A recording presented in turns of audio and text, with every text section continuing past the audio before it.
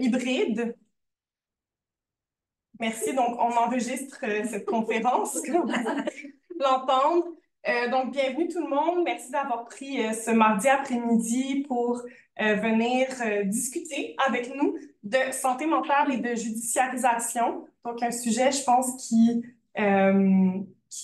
intéresse beaucoup de personnes, puis aussi qui fait couler beaucoup d'encre. Donc, j'espère qu'on puisse démystifier certains enjeux ensemble aujourd'hui, peut-être imaginer même des possibilités.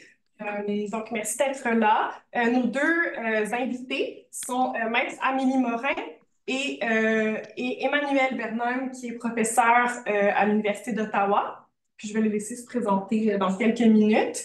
On les remercie d'être avec nous aujourd'hui. Moi, c'est Fanny Gravel-Patry. Je vais être l'animatrice du webinaire aujourd'hui. Je suis conseillère en promotion de la santé mentale ici à la CSM. Pour ceux qui ne connaissent pas l'Association canadienne pour la santé mentale, filiale de Montréal, dans le fond, on est un organisme à but non lucratif qui œuvre en promotion et prévention de la santé mentale. Donc, ce que ça veut dire, c'est que nous, on travaille principalement à renforcer les facteurs de protection, outiller la population, puis également éduquer la population en ce qui concerne la santé mentale. Et un des volets principaux de tout ce qui a trait à l'éducation à la santé mentale, ben, c'est de déstigmatiser la santé mentale, puis ça rentre vraiment dans les questions de judiciarisation et aussi en fait, tout ce qui associe, en fait, troubles de santé mentale à des questions de violence. Donc, on va sûrement discuter aujourd'hui. Donc, c'est ce qui résume un peu le rôle de la CSM et ce qu'on fait.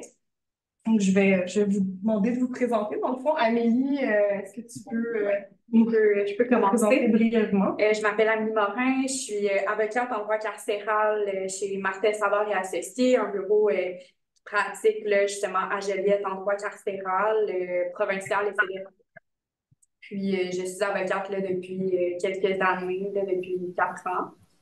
Donc, je pratique auprès de la clientèle judiciarisée et incarcérée.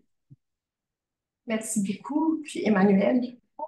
Oui, je suis Emmanuel Bernheim, je suis professeure à la section de droit civil de la Faculté de droit de l'Université d'Ottawa. Je suis titulaire de la chaire de recherche du Canada en santé mentale et accès à la justice et je travaille depuis, je dirais, une vingtaine d'années maintenant sur les enjeux liés à la judiciarisation de santé mentale, que ce soit en matière civile ou criminelle administrative.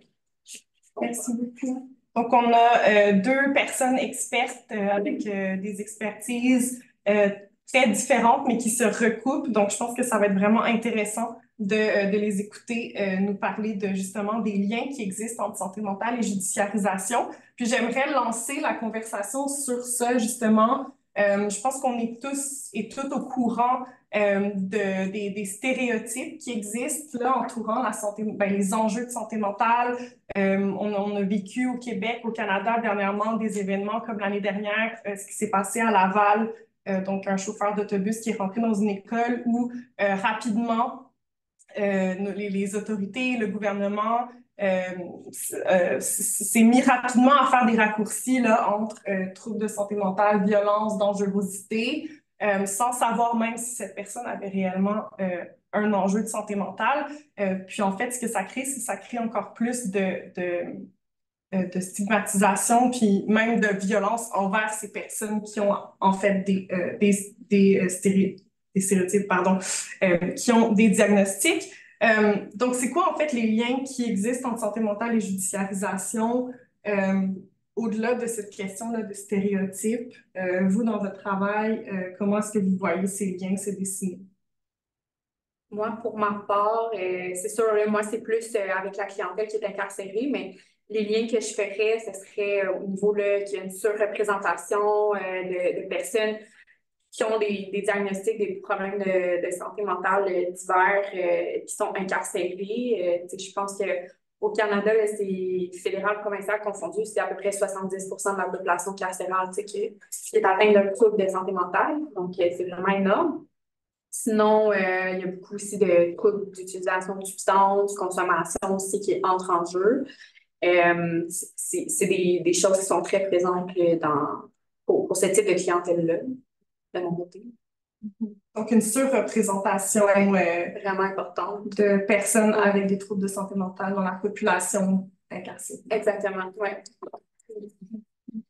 Ben, je pense que quand on pense à justice et santé mentale, il faut penser au fait qu'au départ, on a des mécanismes juridiques spécifiques visant les troubles mentaux en droit criminel ou la santé mentale ou l'état mental en droit civil, qu'on pense à l'hospitalisation involontaire, les traitements involontaires en matière civile, mais qu'on pense aussi en matière criminelle, la défense de non-responsabilité criminelle, une aptitude à subir son procès.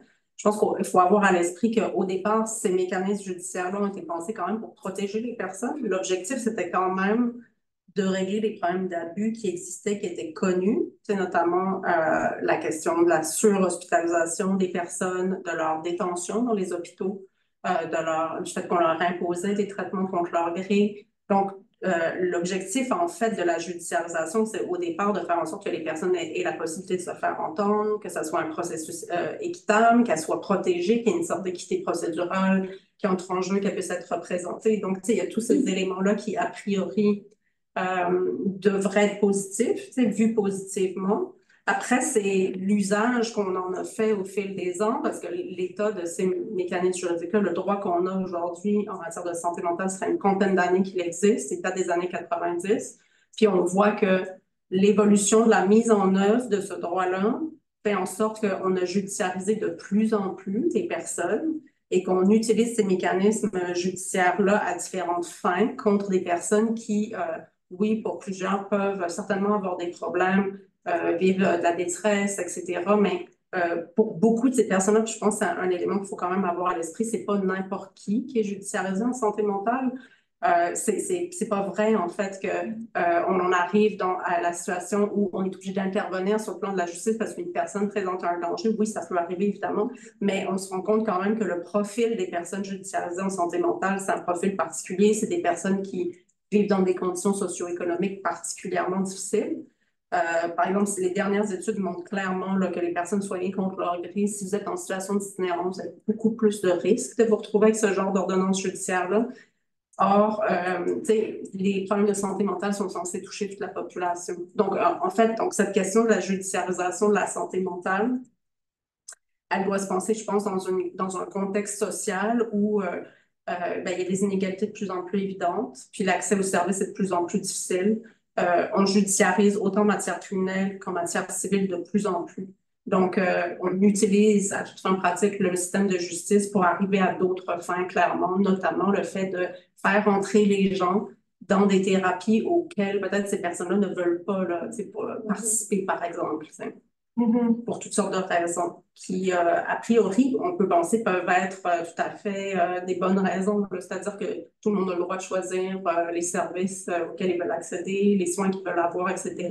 Donc, éventuellement, par exemple, la médication psychiatrique, c'est une médication qui a quand même des effets peuvent être très difficiles au quotidien, puis que les gens ne veulent pas nécessairement, en fait, prendre cette médication-là, pourraient vouloir autre chose, par exemple, accéder à de la psychothérapie.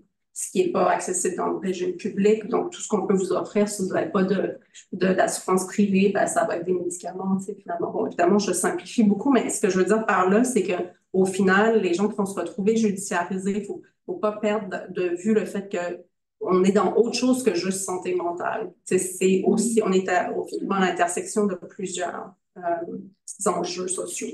Donc, il y a vraiment une interrelation entre inégalité sociale et santé mentale, en fait. C'est des gens qui se retrouvent déjà en position de marginaliser, par exemple, qui vont se retrouver en plus judiciarisés au nom de la santé mentale. Le lien de causalité, mettons, le fait que vous avez des problèmes de santé mentale fait en sorte que vous vivriez dans la pauvreté, ça n'a jamais été vraiment démontré.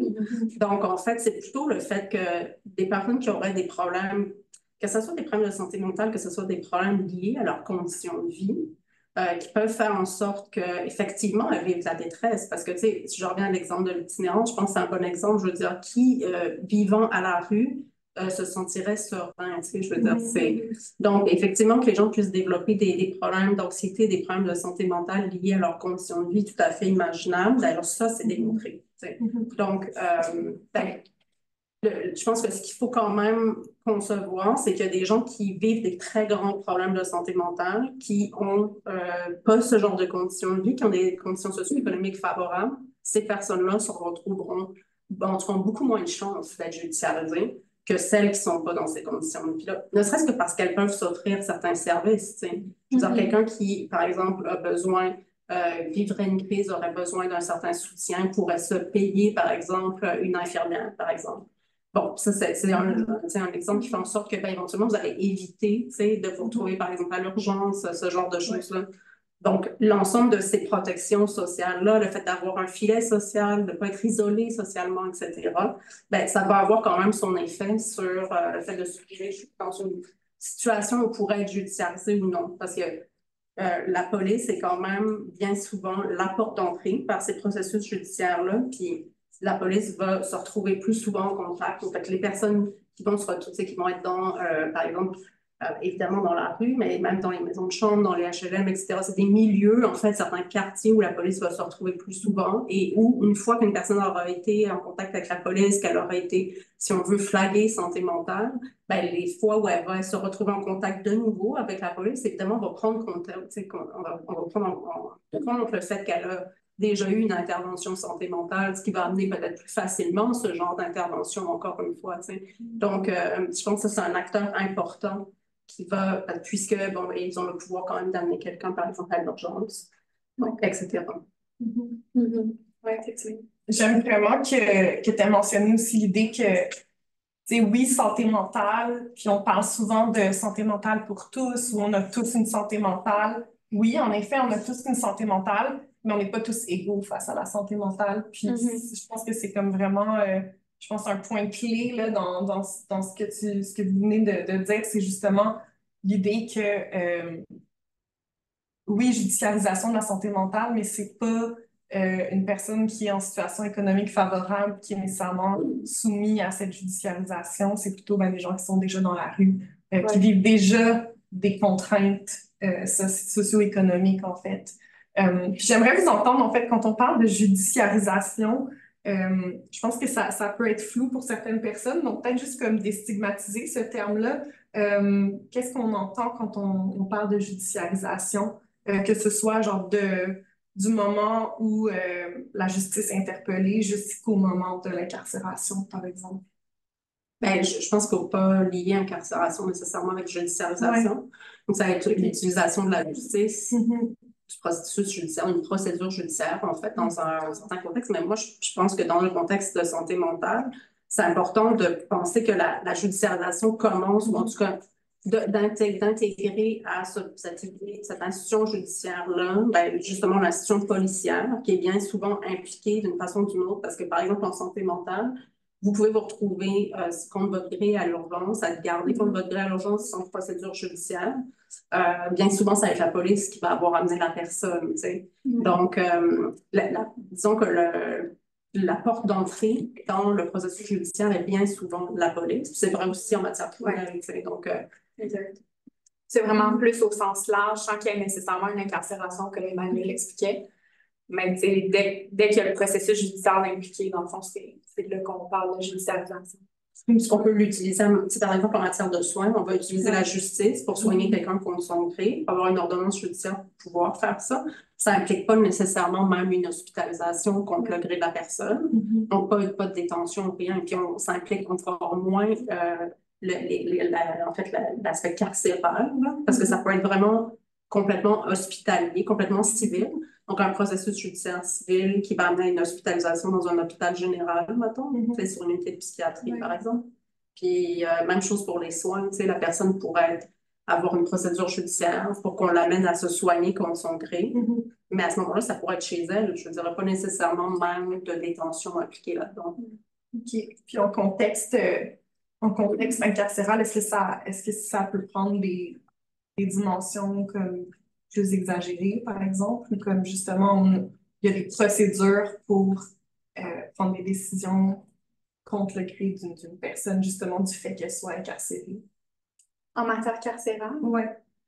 En fait, Je veux juste être sûre de comprendre la question, mais là, c'est en matière carcérale, la santé mentale, Ouais. comment c'est pris en charge? Oui, c'est ça. Puis est-ce que comme la justice, parce que comme Ouais. il y a un moment aussi où il y a des processus de judiciarisation. Oui, ben en fait, en matière carcérale, là, ce qu'on voit beaucoup, ben nous, de notre côté, là, au bureau pour les clients qu'on représente, nous, c'est provincial, fédéral, mais c'est que l'accès aux services de santé est très difficile, surtout au niveau des prisons du Québec, là, au niveau provincial. Donc, c'est pas facile, tu sais, pour les personnes là, qui entrent dans le milieu vraiment carcéral d'avoir accès à des services de santé. Des fois, ça peut être des gens qui ont une équipe traitante à l'extérieur.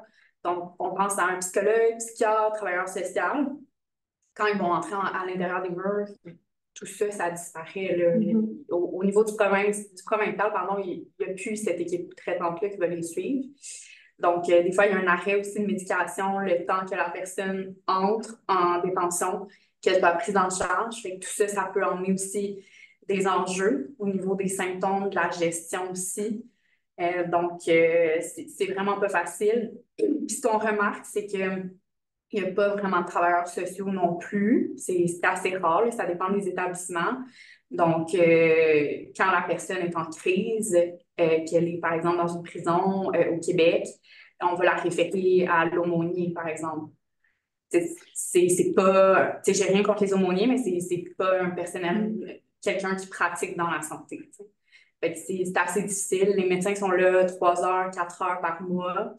Puis, un peu comme Emmanuel expliquait, quand il y a des ordonnances de traitement, des choses comme ça, ben, le médecin va plus évaluer ces cas-là, des personnes qui sont incarcérées, qui doit évaluer qu'il y a des ordonnances de la cour. Donc, pour quelqu'un, par exemple, qui veut faire ajuster ses antidépresseurs ou autre, ben, ça va être assez difficile là, de voir le médecin. Puis souvent, il va le voir juste quand il va retourner en communauté, quand il va être libéré. Là. Donc, il y a beaucoup d'enjeux au niveau là, des symptômes, l'adaptation en établissement aussi, la prise en charge là, de la santé mentale.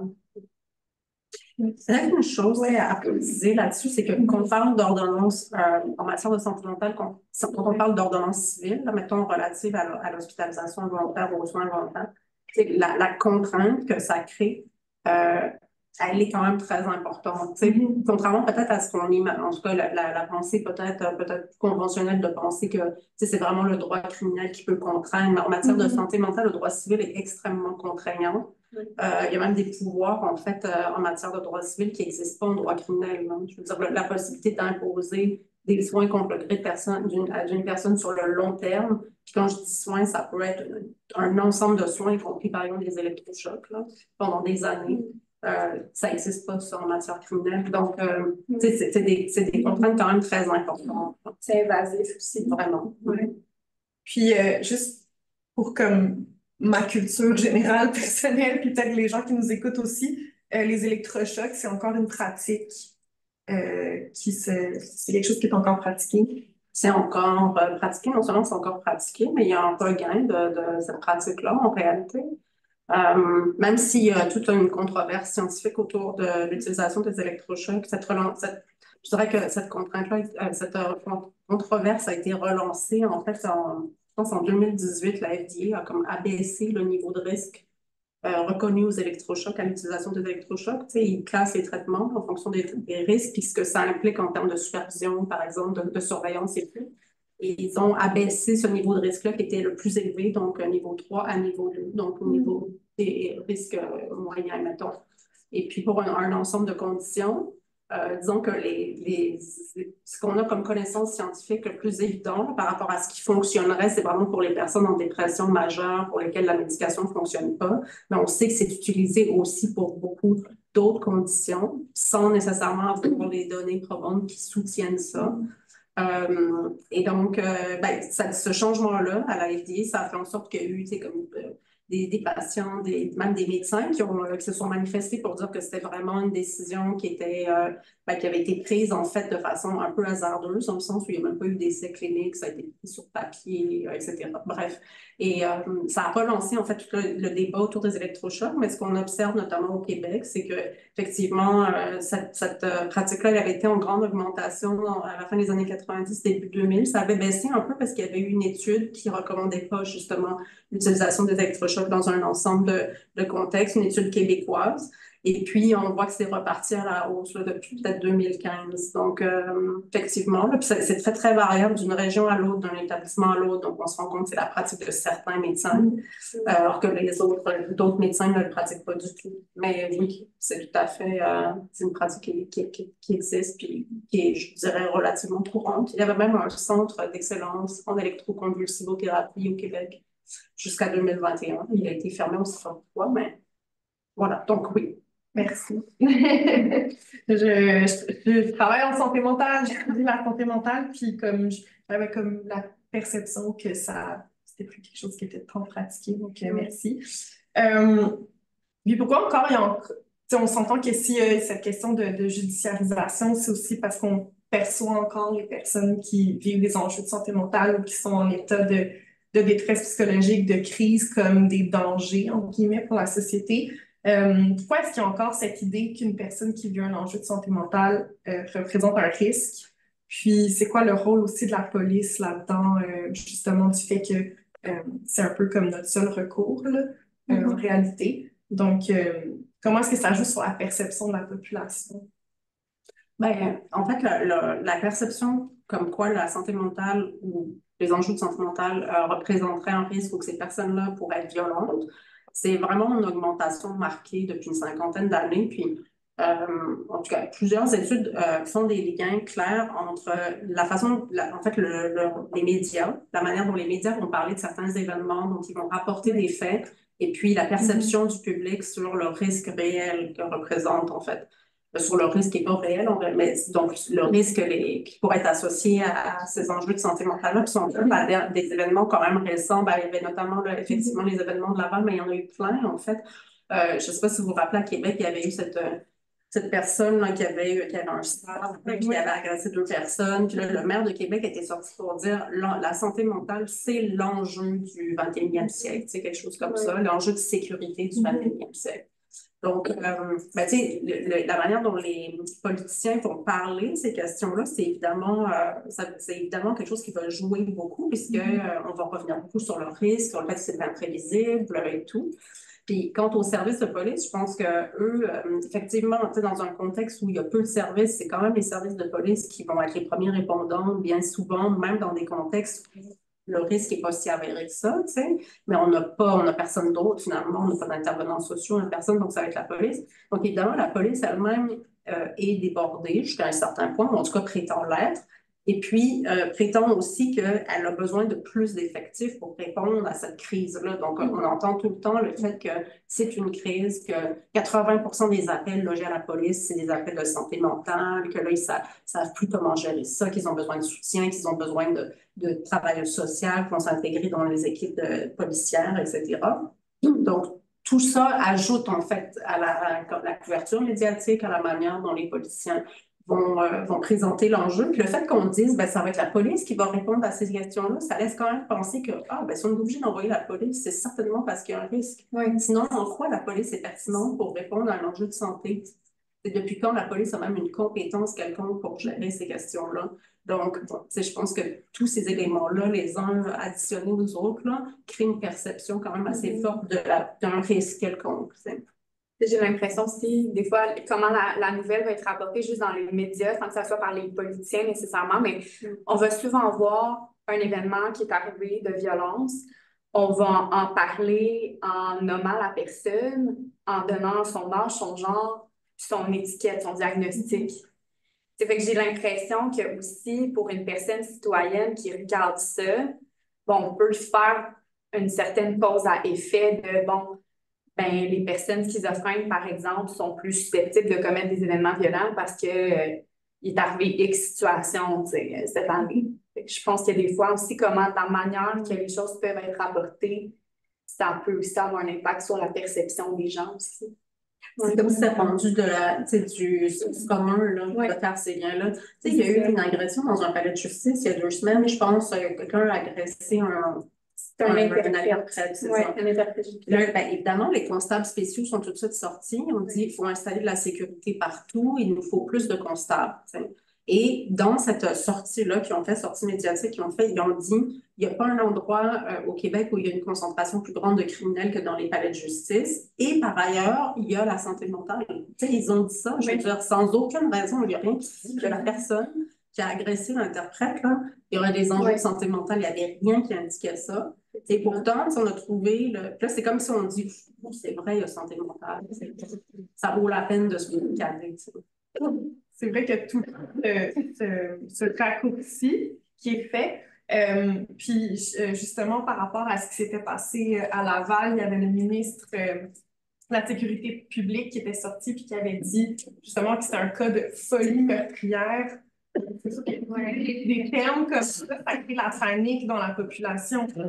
Donc, c'est sûr que c'est pas évident de, justement, de faire la part des choses, surtout pour un public qui, non seulement, probablement connaît personne qui a un diagnostic, parce que les gens qui en ont le taisent, mais aussi parce que la santé mentale en soi est encore quelque chose de mal compris. Puis l'autre chose aussi, je pense, c'est qu'on rapporte de façon absolument fausse le fait que où on n'a aucun moyen d'intervenir. Ça, on l'entend de la part aussi de beaucoup d'intervenants, dont des intervenants dont tu dis, ben, là, il y a quasiment un problème de compétence, là, dans le sens où cette personne-là est impliquée directement. Si elle ne sait pas qu'il y a des choses qui sont possibles, il y a un problème. Et on peut penser à l'intervention policière, puis même du maire, dans le cas de Maureen Brault, la policière qui a été tuée. Mais lors de Laval, justement, le premier ministre a dit il nous faut des moyens pour traiter les gens plus facilement contre leur gré. Mais les moyens, ils existent, on les a, on a tout ce qu'il faut comme outil juridique, ils sont faciles d'utilisation. La preuve, c'est qu'il y a une explosion du nombre de demandes qui sont présentées à la Cour et que ces demandes-là sont accueillies. Donc, c'est pas très difficile d'obtenir ces ordonnances judiciaires-là, mais on continue de prétendre que c'est très compliqué. On l'entend de la part des psychiatres aussi, qui disent que c'est vraiment difficile d'obtenir ces ordonnances-là, etc. Or, les statistiques démontrent que c'est faux. Mais ça contribue, je pense, au problème parce que là, les gens disent, hey, on est en danger, tu sais, il y a un risque permanent et puis en plus, on n'a rien, on ne peut rien faire contre ça. Donc, on est complètement exposé à ce risque-là, ce qui est tout à fait faux. Puis on revient tout le temps à cette idée qu'une personne qui a un trouble mental, qui vit avec un trouble mental, n'est pas capable de penser par elle-même. Comme cette idée qu'il faut tout le temps intervenir, qu'il faut tout le temps que quelqu'un d'externe fasse quelque chose. Puis ça, justement, on continue de perpétuer cette idée que comme on n'est pas des personnes qui pensent par eux-mêmes, qui sont capables de réfléchir, ou justement, c'est des personnes qui prennent des mauvaises décisions, dangereuses et tout. Donc, ça perpétue encore plus cette idée d'intervenir contre le gré des personnes. C'est comme quel message on est en train de transmettre à la population. Ben, merci beaucoup pour vos réponses. Est-ce que dans le fond, je vais demander au public s'il y a des questions. On a des questions. Vous avez des questions? On a des questions. Donc, première question. Une personne qui assiste, là, qui est là présentement. Donc, qu'est-ce que vous pensez de la réforme de la P38, la loi qui encadre la garde en établissement des personnes dont l'état mental présente un danger pour elles-mêmes ou pour autrui, par le ministre Lionel Carman? Selon vous, qu'est-ce qu'on devrait améliorer ou changer de cette loi? Grande question. Ben, en fait, il y a comme plusieurs questions dans cette question-là, mais je pense que la réforme qui s'en vient, c'est une réforme qui ne portera pas juste sur la P38, qui va porter aussi sur les soins. En fait, le ministre Carman s'est déjà un peu commis, là, puisqu'il a quand même déjà dit, en tout cas, moi, je l'ai entendu dire dans une présentation que j'ai faite, qu'il trouve que le modèle ontarien est très, très intéressant. Or, le modèle ontarien, justement, c'est un modèle par lequel la décision repose d'abord sur les médecins. Et non sur un tiers, que ce soit un juge ou un juge administratif, par exemple. Donc c'est ça. Fait que je pense qu'on s'en va vers un modèle qui est d'ailleurs un modèle qui est quand même répandu beaucoup dans d'autres juridictions. Le Québec est assez unique là, pour ça, c'est-à-dire avoir vraiment deux procédures particulières pour l'hospitalisation et les soins, c'est des procédures civiles complètes devant des tribunaux différents.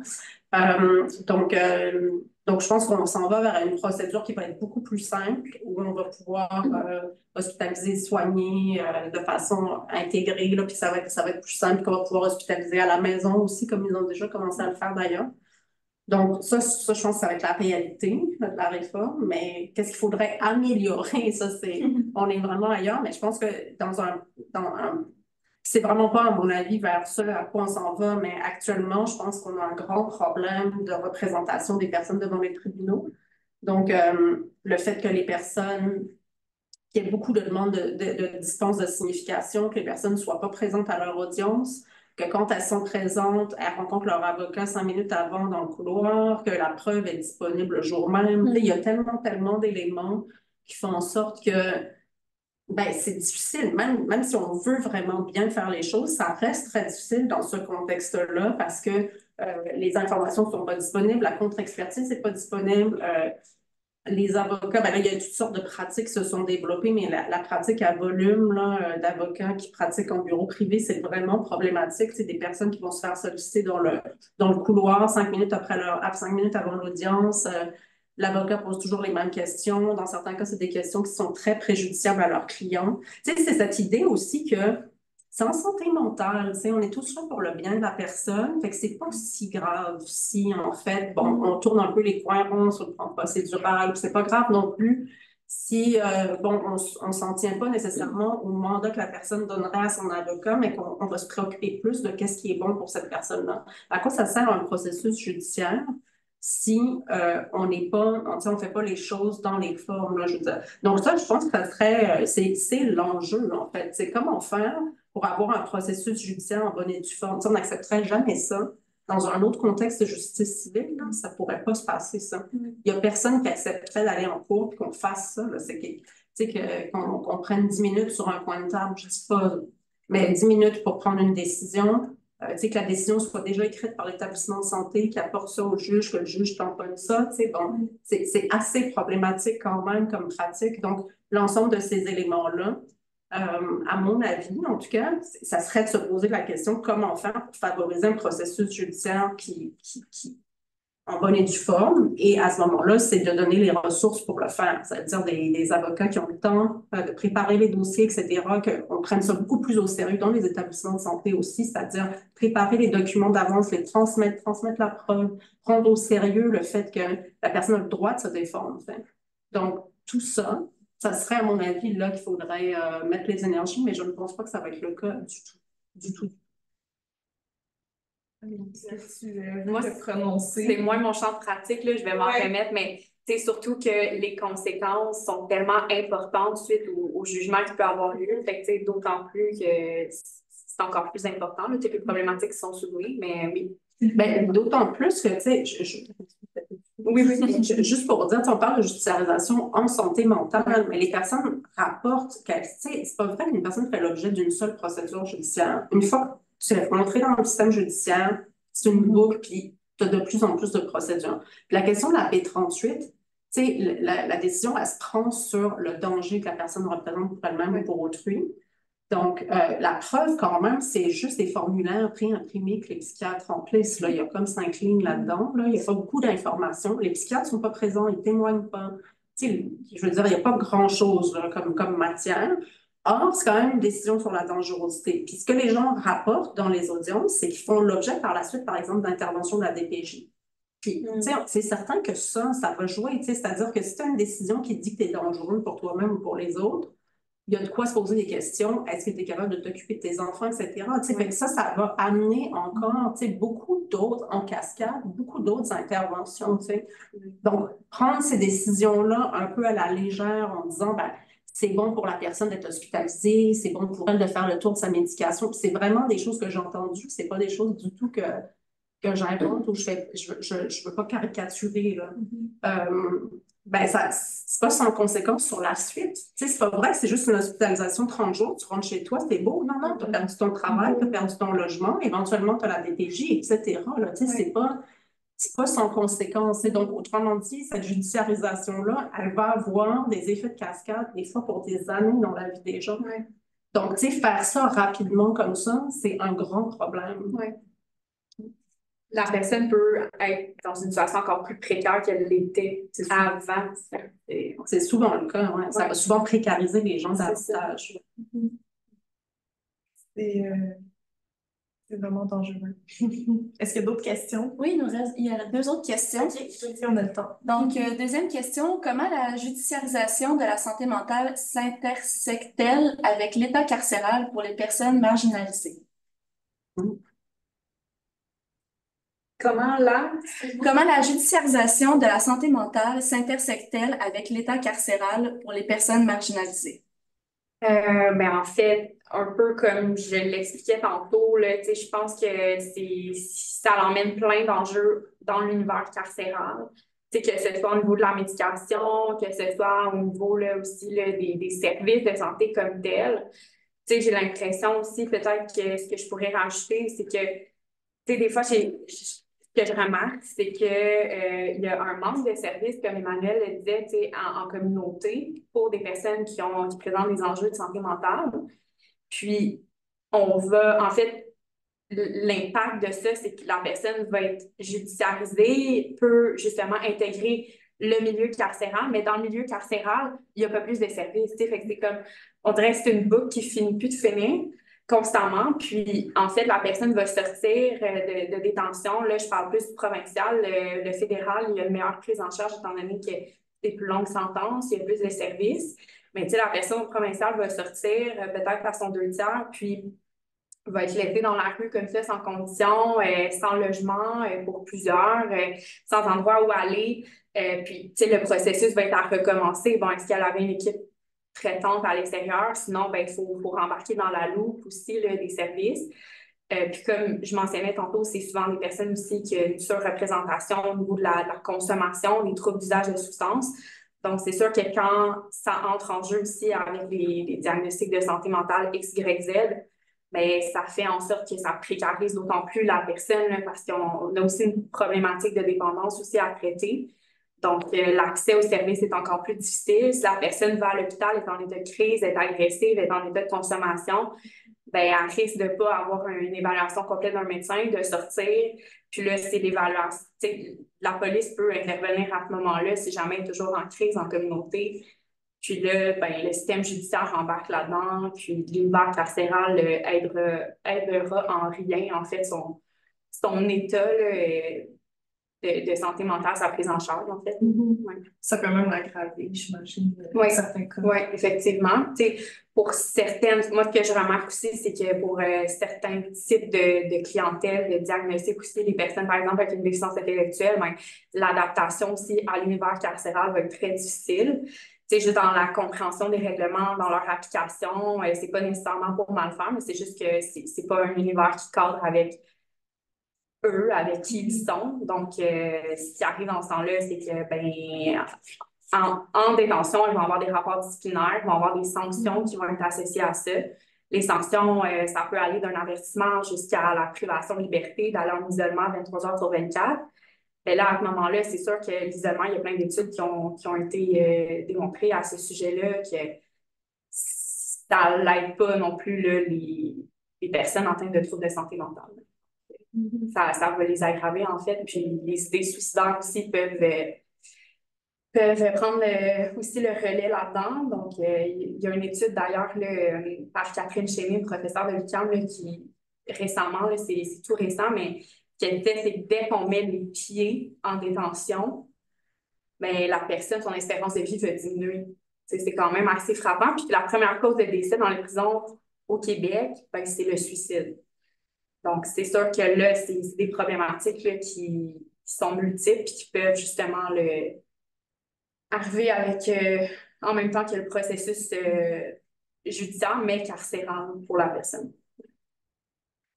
Mais je pense par rapport à l'état carcéral, je pense que c'est pertinent de dire aussi que la justice civile, puis même la justice administrative, si on ajoute la commission d'examen qui surveille les personnes qui ont eu un verdict de non-responsabilité criminelle ou d'inaptitude à assurer son procès, leurs pratiques ont vraiment glissé vers des pratiques de plus en plus contraignantes, de plus en plus contrôlantes.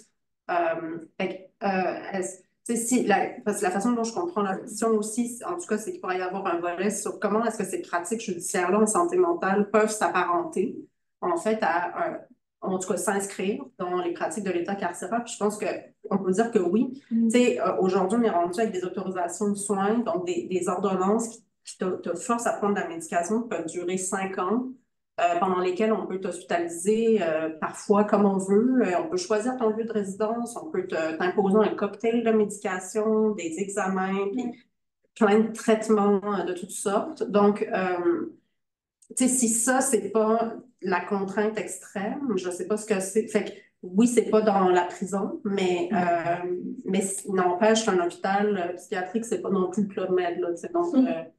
Donc, ça s'apparente quand même beaucoup. Puis, moi, je pense quand même qu'il il faut vraiment concevoir la question de la médication comme étant une contrainte énorme que la personne doit prendre au quotidien, qui va avoir une incidence éventuellement, c'est sur sa vie. Là, vraiment, tu sais, des gens rapportent des fois pas pouvoir travailler, etc., tu sais, en lien avec la médication.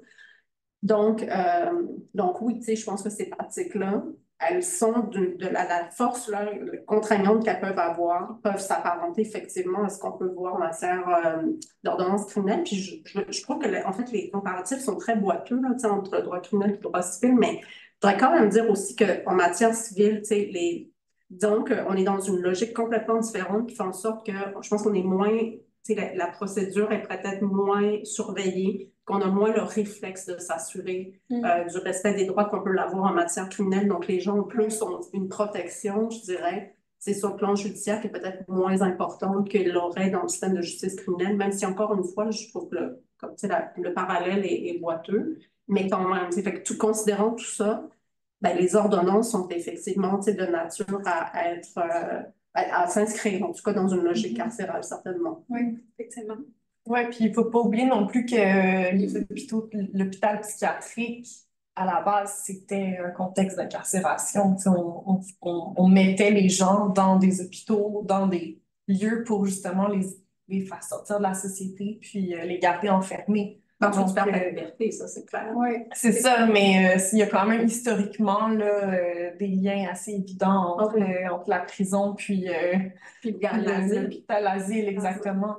Donc, c'est pas pour rien non plus qu'on se pose pas autant de questions, c'est qu'avec, à force de voir des images, de se faire répéter qu'une personne avec un enjeu de santé mentale est dangereuse, ces images-là vivent dans notre imaginaire collectif encore aujourd'hui. Puis c'est vraiment fort le pouvoir des images. Je ne sais pas s'il y a d'autres questions, mais je pense que... Une dernière? OK, vas-y, on a le temps. On a le temps. En fait, c'est une dernière question là, pour ce bloc numéro 1. Donc, qu'en est-il des équipes pluridisciplinaires, police, personnes intervenantes, formées en psychosocial? Est-ce que c'est pertinent? Est-ce qu'il y en a assez? What's up? Ben, en fait, là, on s'est clairement engagé sur cette voie-là en disant que c'est la grande solution à tous nos problèmes. Je ne sais pas si vous avez vu dans je ne sais plus comment ça s'appelle, le plan santé mentale 2021, quelque chose comme ça. On dit qu'un des objectifs, c'est de développer ces équipes-là, qu'il y en ait partout, etc. Puis le gouvernement du Québec, à chaque fois qu'il y a une nouvelle équipe financée, on dit « Ah, ça y est, un pas de plus, etc. » Il semblerait quand même qu'on ne lise pas beaucoup les études qui ont été faites ailleurs parce que ça fait 50 ans que ça existe ailleurs. Là. On n'est vraiment pas dans l'innovation, au contraire, on est vraiment au cul de peloton, si on peut dire. Puis ailleurs, donc où ça s'est fait depuis des années, notamment à Vancouver, où ils ont leur première équipe en 1977, là.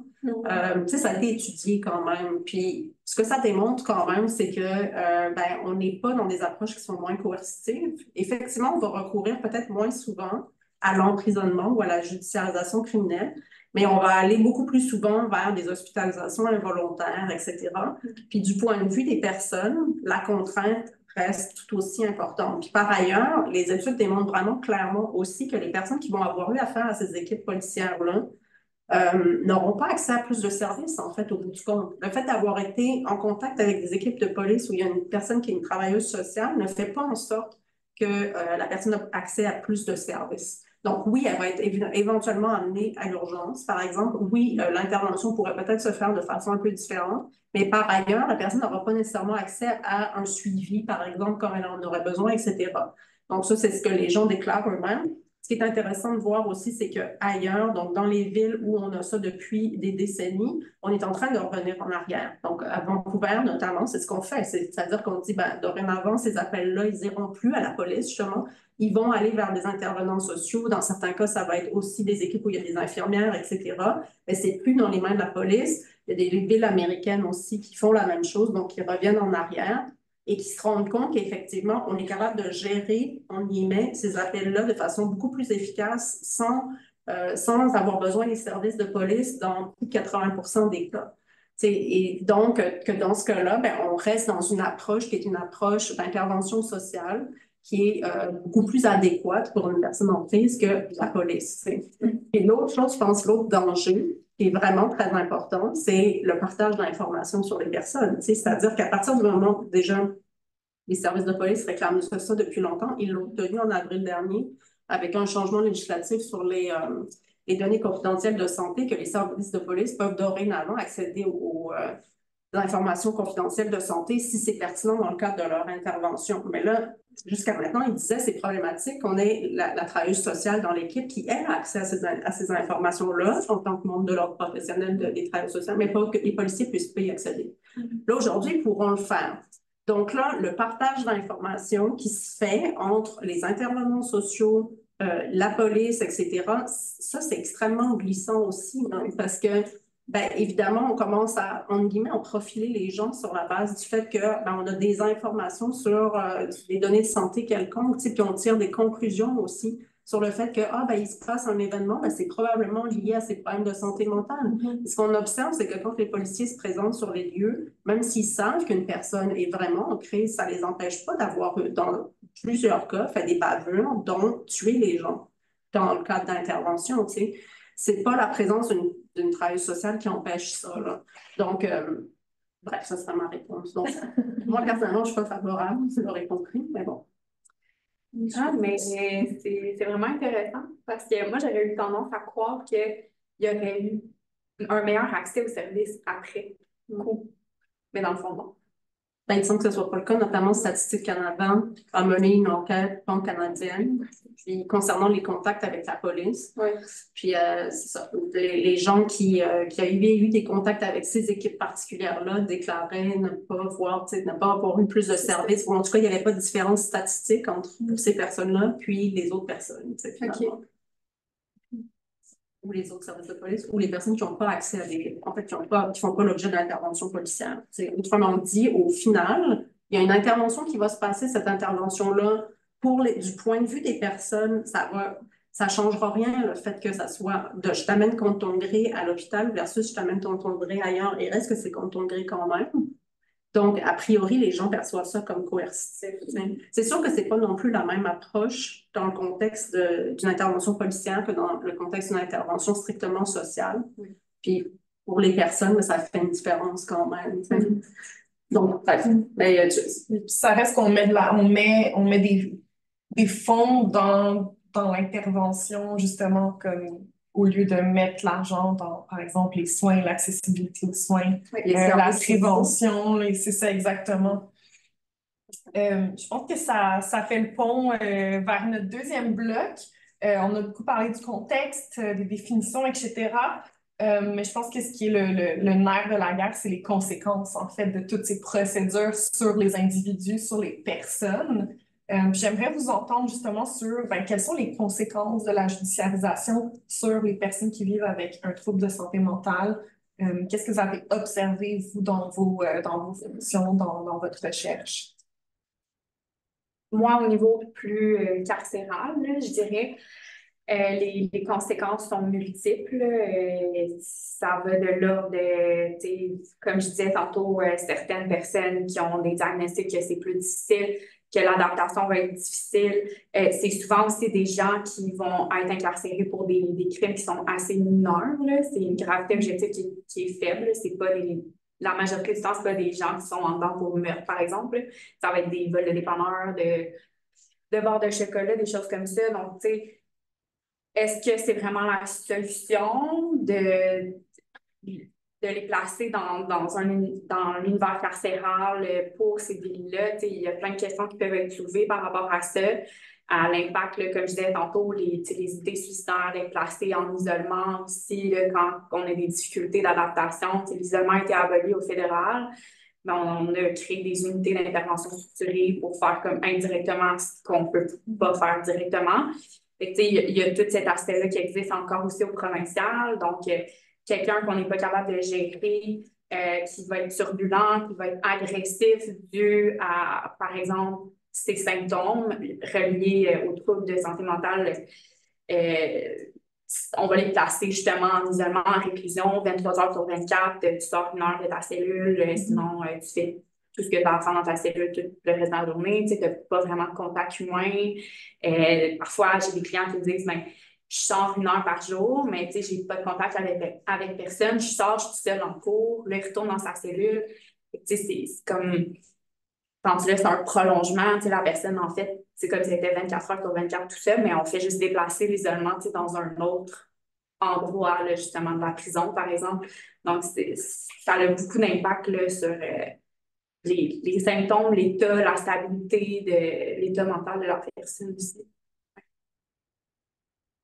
Ben moi, je dirais que, tu sais, en matière vraiment de procédures relatives à la santé mentale, hein, donc même en matière civile, c'est extrêmement stressant pour les gens déjà d'aller à la cour. C'est vraiment traumatisant. Tu sais, les gens vont là, ils ne sont pas informés, ils ne comprennent pas ce qui se passe, ils ne comprennent pas pourquoi ils sont là. Puis bien souvent, ils vont le dire pendant l'audience, par exemple, ils vont dire, je ne comprends pas de quoi je suis accusée, pourquoi je suis ici.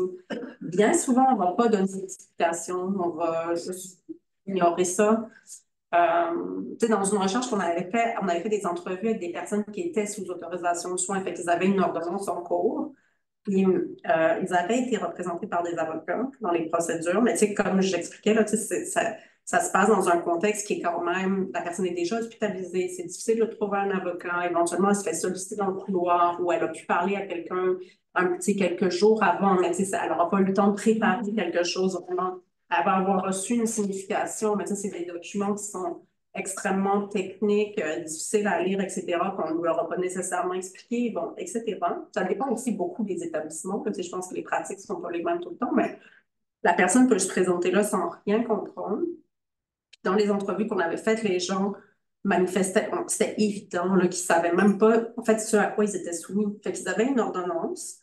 Puis là, il y en a qui pensaient qu'ils étaient sous curatelle, il y en a qui pensaient que c'était une ordonnance à vie. Tu sais, il y avait beaucoup de choses problématiques dans leur propos, tu sais, qui montraient que vraiment, il n'y avait aucune compréhension, non seulement de ce qui s'était passé pendant l'audience, mais aussi de la nature de l'ordonnance qu'ils avaient. Fait que la personne, elle sait qu'elle est sous ordonnance, c'est un stress permanent. Là. Tu sais que tu es sous ordonnance, tu ne comprends pas nécessairement ce que c'est. Donc, ça veut dire que ben, tu te conformes pas mal à tout ce qu'on te demande de faire. Puis, tu sais, les gens ne connaissent pas bien leurs droits, puis c'est un droit qui est complexe. Donc, les gens ne savent pas nécessairement, par exemple, qu'un tribunal X n'a pas nécessairement de compétences dans telle matière, notamment en matière d'imposer des soins. Fait que si on va parler de la question des soins durant l'audience, la personne va avoir l'impression qu'elle doit se contraindre à prendre des traitements, alors que ce n'est pas le cas sur le plan légal. Bon, tu sais, il y a beaucoup d'enjeux de cet ordre-là. Mais c'est une contrainte, c'est un stress, c'est anxiogène. C'est certainement pas idéal non plus pour développer une relation thérapeutique positive avec quelqu'un, tu sais, parce que normalement, tu développes une relation thérapeutique dans un contexte où tu choisis ton professionnel de la santé, tu es en confiance, etc.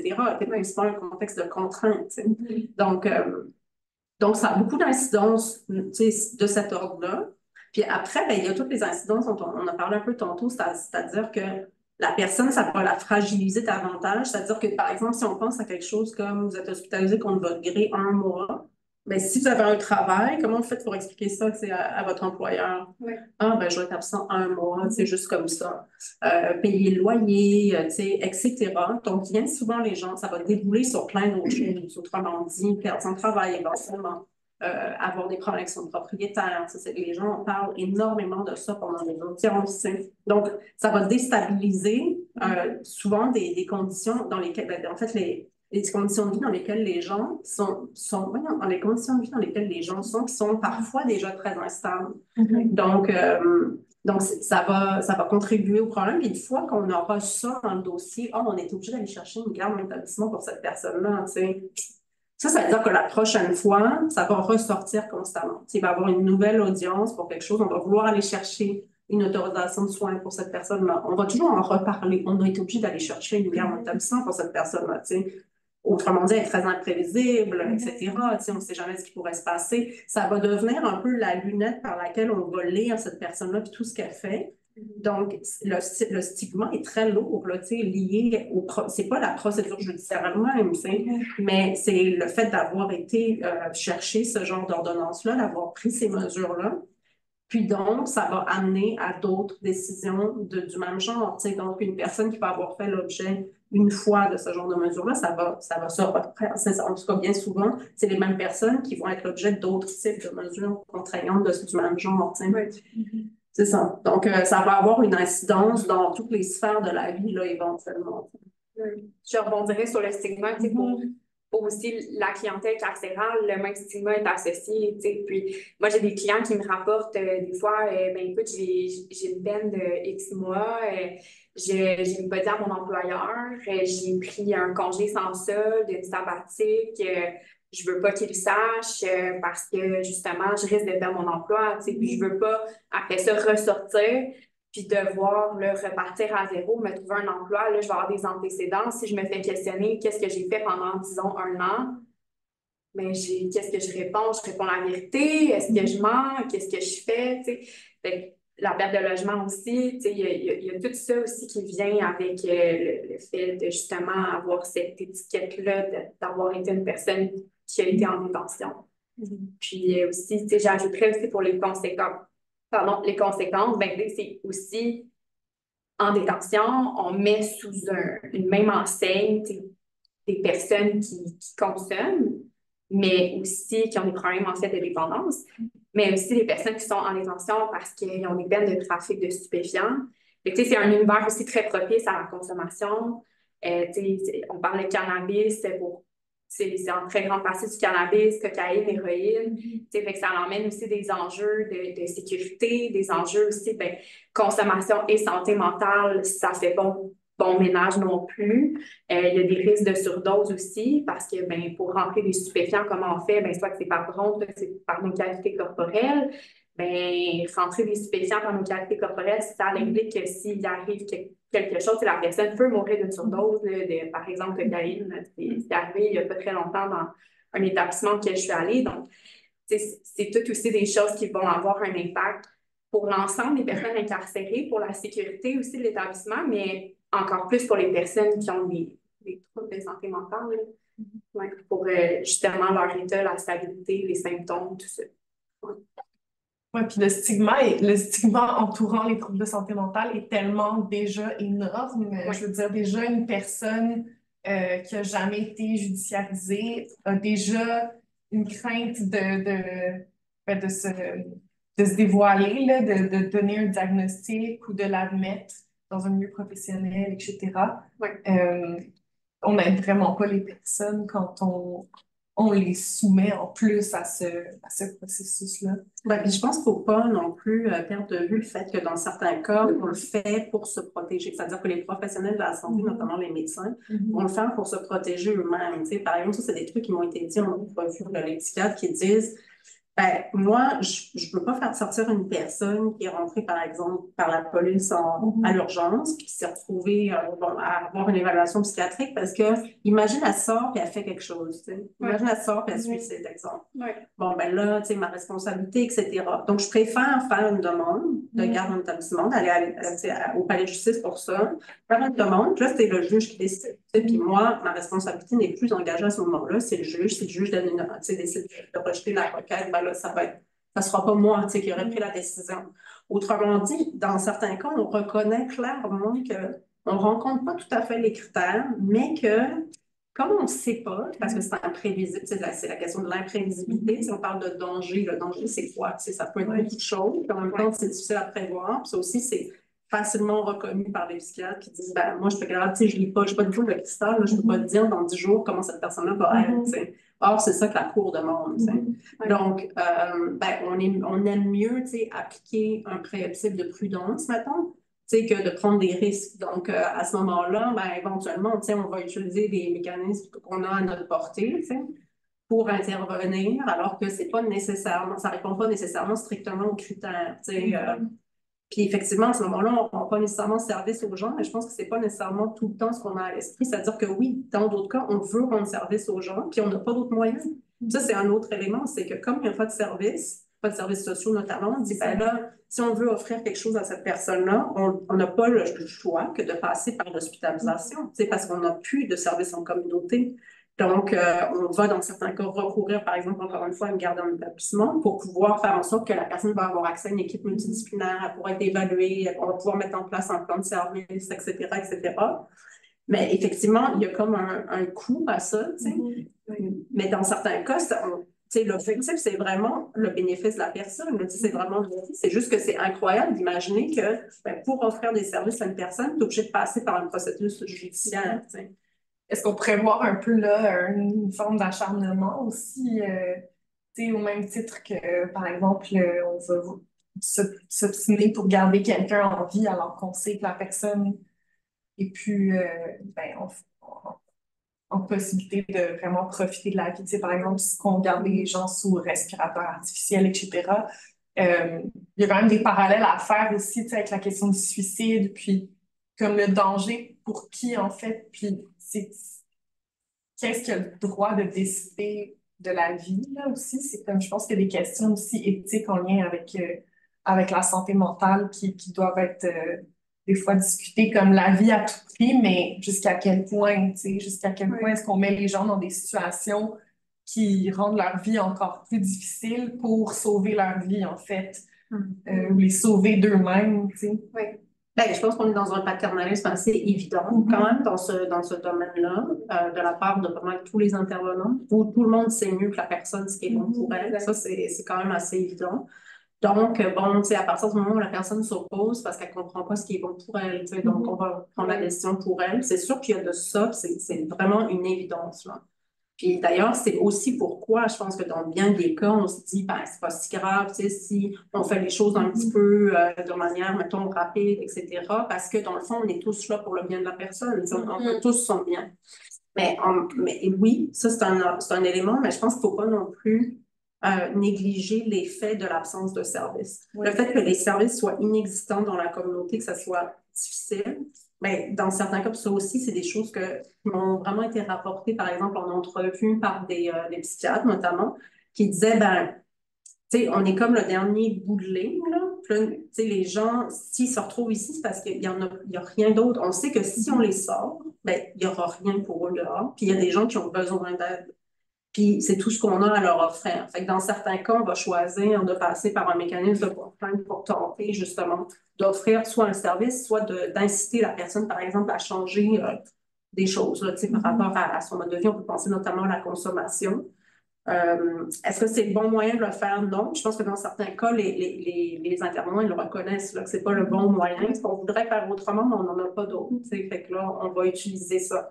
Donc, je pense qu'il y a quand même plusieurs explications. Il y a une dynamique qui est à l'œuvre puis qui explique en fait pourquoi on peut utiliser la justice de différentes façons pour arriver à donner des soins. Dans certains cas, parce qu'on a déterminé que c'était ce qu'il fallait faire pour cette personne-là, puis on sait mieux qu'elle ce qu'il lui faut, mais dans d'autres cas aussi pour l'aider à recevoir des services qu'elle ne pourrait pas obtenir autrement. Donc, tout ça qu'on fait vit là, dans la même, en fait, en parallèle, là, je dirais, dans ces contextes-là. Ouais.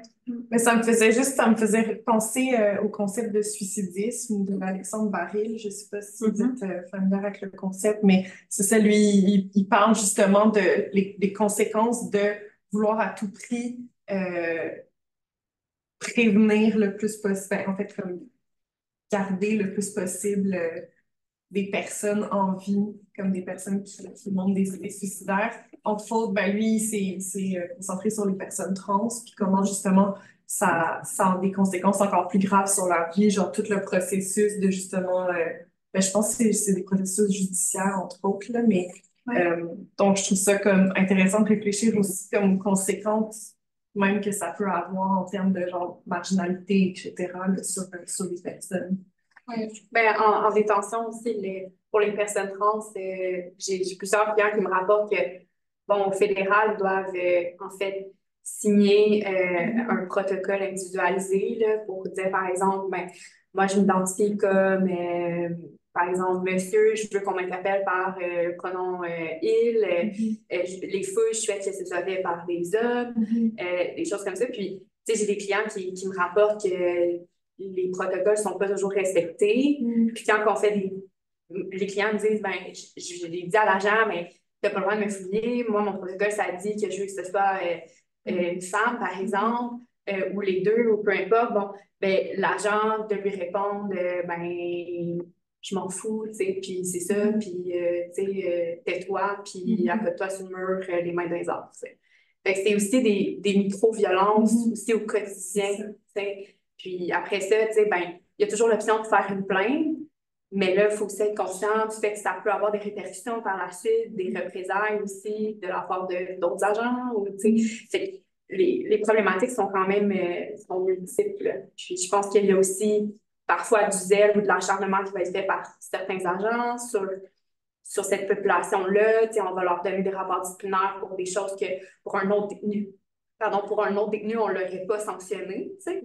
Mais là, parce que c'est cette personne-là, ben, des fois, il y a un peu plus d'acharnement, là, c'est ça. Fait qu'il y a beaucoup de discrimination aussi à l'intérieur même. Je pense qu'il y a de l'éducation à faire là-dessus, puis il y a quand même du travail au niveau des perceptions, puis de l'égalité encore à ce jour. Ouais. Définitivement. Ouais. Est-ce qu'il y a des questions? Oui. Il y a peut-être des questions aussi en présentiel. Oui, c'est Moi, ça. moi, Commençons par les questions en présentiel. moi, je suis seulement une maman dont son fils est incarcéré en 2024. Alors, c'est tout nouveau dans ce domaine-là. Mais j'aimerais pas être M. Legault à avoir à trouver des stratégies parce que de la façon dont vous parlez, là, il n'y a vraiment rien à faire, là. Il n'y a pas de solution. Alors, parce que moi, madame, aussi, l'avocate, là, c'est votre possibilité qui m'intéressait beaucoup. Puis, quand vous dites aussi maladie mentale, ben, santé mentale, en tout cas, donnez-moi 3 exemples, là. Schizophrène, est-ce que TDAH, ça fait là-dedans? Puis est-ce que... Mais Quand vous dites 70% aussi, là, oui, ben, je le crois. oui, c'est environ là, ça, mais en plus grande proportion, ça va être ce qu'on va retrouver dans les milieux correctionnels, ça va être des troubles psychotiques. Après ça va être troubles dépressifs en deuxième position. Puis troisième position, ça va être tous les troubles de personnalité confondus, là. Ouais, là, je reviens comme Madame disait, c'est comme il y a 100 ans, là, quand une femme était en dépression, ils la mettaient en prison, là. Ouais. Je pense que ça, quand on visite les prisons là, de Trois-Rivières, donc, puis il n'y a aucun service, là. C'est comme mon fils, là, est-ce que tu aimerais rencontrer un psychologue? Aucune possibilité, puis ils veulent, tu sais, c'est stigmatisé, oui, puis oui, c'est sûr, c'est la fin du monde. Bon, là, moi, je le comprends qu'il veuille se suicider, là, parce que moi aussi, là, j'aurais du 25 ans, puis j'ai 5 ans à faire parce que j'ai congé en état d'ébriété, puis que j'ai causé le décès. Ben, moi, je dis bien, mon fils, on se tient la main et on se lance, là, tu sais, parce que la société est impardonnable, mais il y a beaucoup de silence. Vous avez mentionné, tout le monde garde ça pour eux. Moi, je me rends compte qu'aujourd'hui, mon Dieu, chacun a des cas et tout ça, là, c'est incroyable, les souffrances que tout le monde... Tu sais, madame, quand elle dit contre son gré, peut-être qu'il y a beaucoup de parents ou des femmes dont le mari ou le contraire, le mari qui sont contents que la loi prenne le cas de leur être cher en main parce que, tu sais, on en voit beaucoup, là, puis comme vous dites, le monsieur qui est rentré avec l'autobus qui est rentré à Laval, oui, mais la population, le 5 petites personnes comme moi, je me suis dit, il y avait un problème mental. C'est sûr, je me dis ça. Je ne sais pas si j'ai tort de me dire ça parce qu'une personne qui aime ses enfants, qui est heureux au travail, ne peut pas faire ça, là. Il y a quelque chose qui s'est passé, là.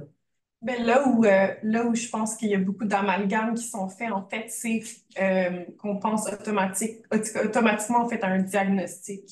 peut-être que cette personne-là vivait de la détresse psychologique, c'est très possible, mais ça ne veut pas dire qu'elle a nécessairement un diagnostic de trouble mental. Non. Puis ce que ça crée, en fait, c'est que ça crée des raccourcis très faciles puis qui ont davantage de conséquences sur les personnes, en fait, qui ont un diagnostic et qui ne sont pas violentes. Oui, mais nous, on a besoin de savoir, là, en tant que population, on a besoin de comprendre quand même ce qui se passe, tu sais, je veux dire, je comprends que là, les politiciens disent ci, ça, mais qu'est-ce que vous voulez qu'ils disent quand il y a quelqu'un qui pense comme ça ou que... On peut parler de détresse. On peut parler de détresse. C'est ça, donc détresse, facile. pénurie de main-d'œuvre, là. Moi, j'ai travaillé dans la santé, pénurie de main-d'œuvre, juste au niveau infirmière, là, pour soigner un genou, là, pénurie de main-d'œuvre. Alors, je veux dire, il n'y en a pas de solution parce qu'on n'aura pas assez de monde pour s'occuper de la santé mentale, de la prévention de la santé mentale. Hey, je m'excuse, mais là-dessus, c'est-à-dire, on a l'impression qu'il n'y a pas de solution parce que c'est ce qu'on nous dit. Mais ça fait des décennies qu'on désinvestit massivement notre système de santé puis nos services publics. Pourquoi qu'on désinvestit? Ben, parce qu'il n'y a pas de monde.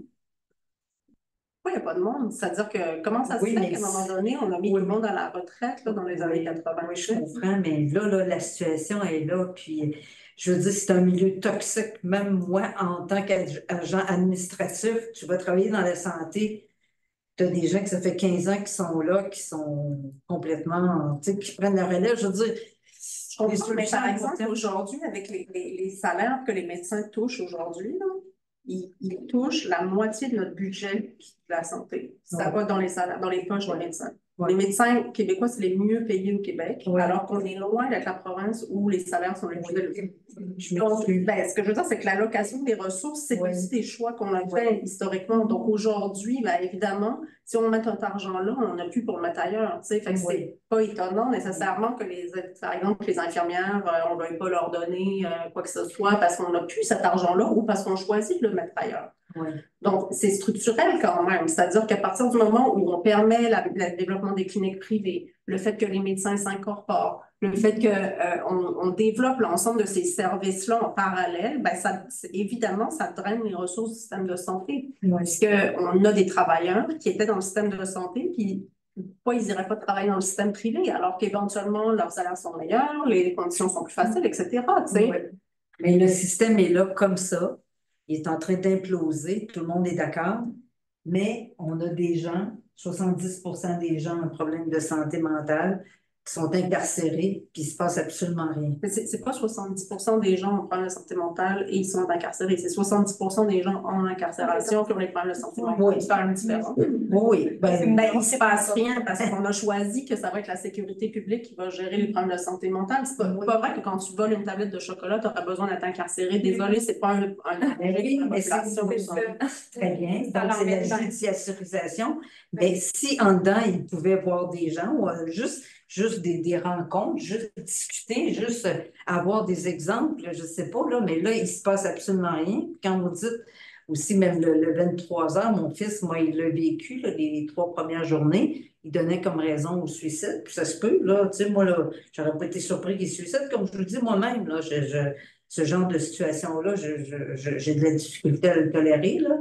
Mais, tu sais, c'est quand même, là, moi, parce que comme avocate, ça doit être effrayant. Là, quand vous sortez de là, puis vous voyez votre personne, parce que vous lui dites, essaye de ne pas faire de vagues.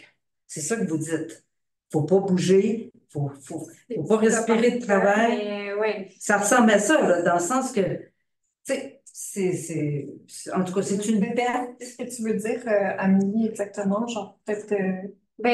ça dépend, tu sais, qu'est-ce qu'on dit aux clients, mais c'est sûr que si un client me rapporte avoir des idées suicidaires, mais moi, je dois faire une certaine évaluation, tu sais, du risque suicidaire parce que, je veux dire, je peux pas quitter en laissant quelqu'un non plus qui, je crois, a, par exemple, un plan concret ou, tu sais, il y a une certaine évaluation à faire. Oui, tu sais, on est tenu au secret professionnel, mais moi, je dois lever mon secret professionnel si mon évaluation met dans la conclusion que cette personne-là risque de passer à l'acte, ou être un danger pour elle-même ou pour autrui, quand même incessamment. Donc, moi, à ce moment-là, je dois justement prévenir la direction de l'établissement en question. Mais, c'est sûr que si on parle plus de détresse psychologique ou d'autres problématiques, ben c'est sûr que là, tu sais, ce que je vais dire aux clients, ça risque d'être différent, tu sais, aussi. Puis, on essaie d'avoir accès au fédéral, c'est parfois un petit peu plus facile de parler à un psychologue ou à un intervenant, tu sais, de la santé, mais au provincial, il n'y a pas Ils n'ont grand-chose. même pas le droit d'avoir de livres. Ils n'ont même pas le droit de lire. C'est ça, oui, c'est très difficile. Ouais. Mais merci beaucoup pour votre partage. Ben, merci de nous faire confiance aussi, de Ah oui, partager votre vécu. moi, c'est ça, c'est une initiation, mais santé mentale et tout ça,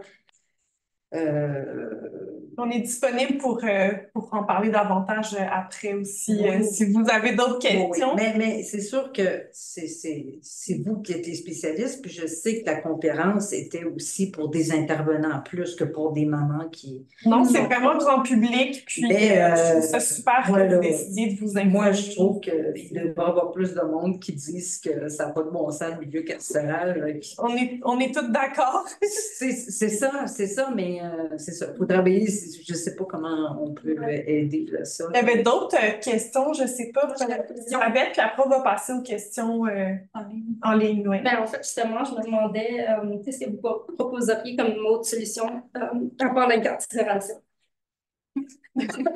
Ça va?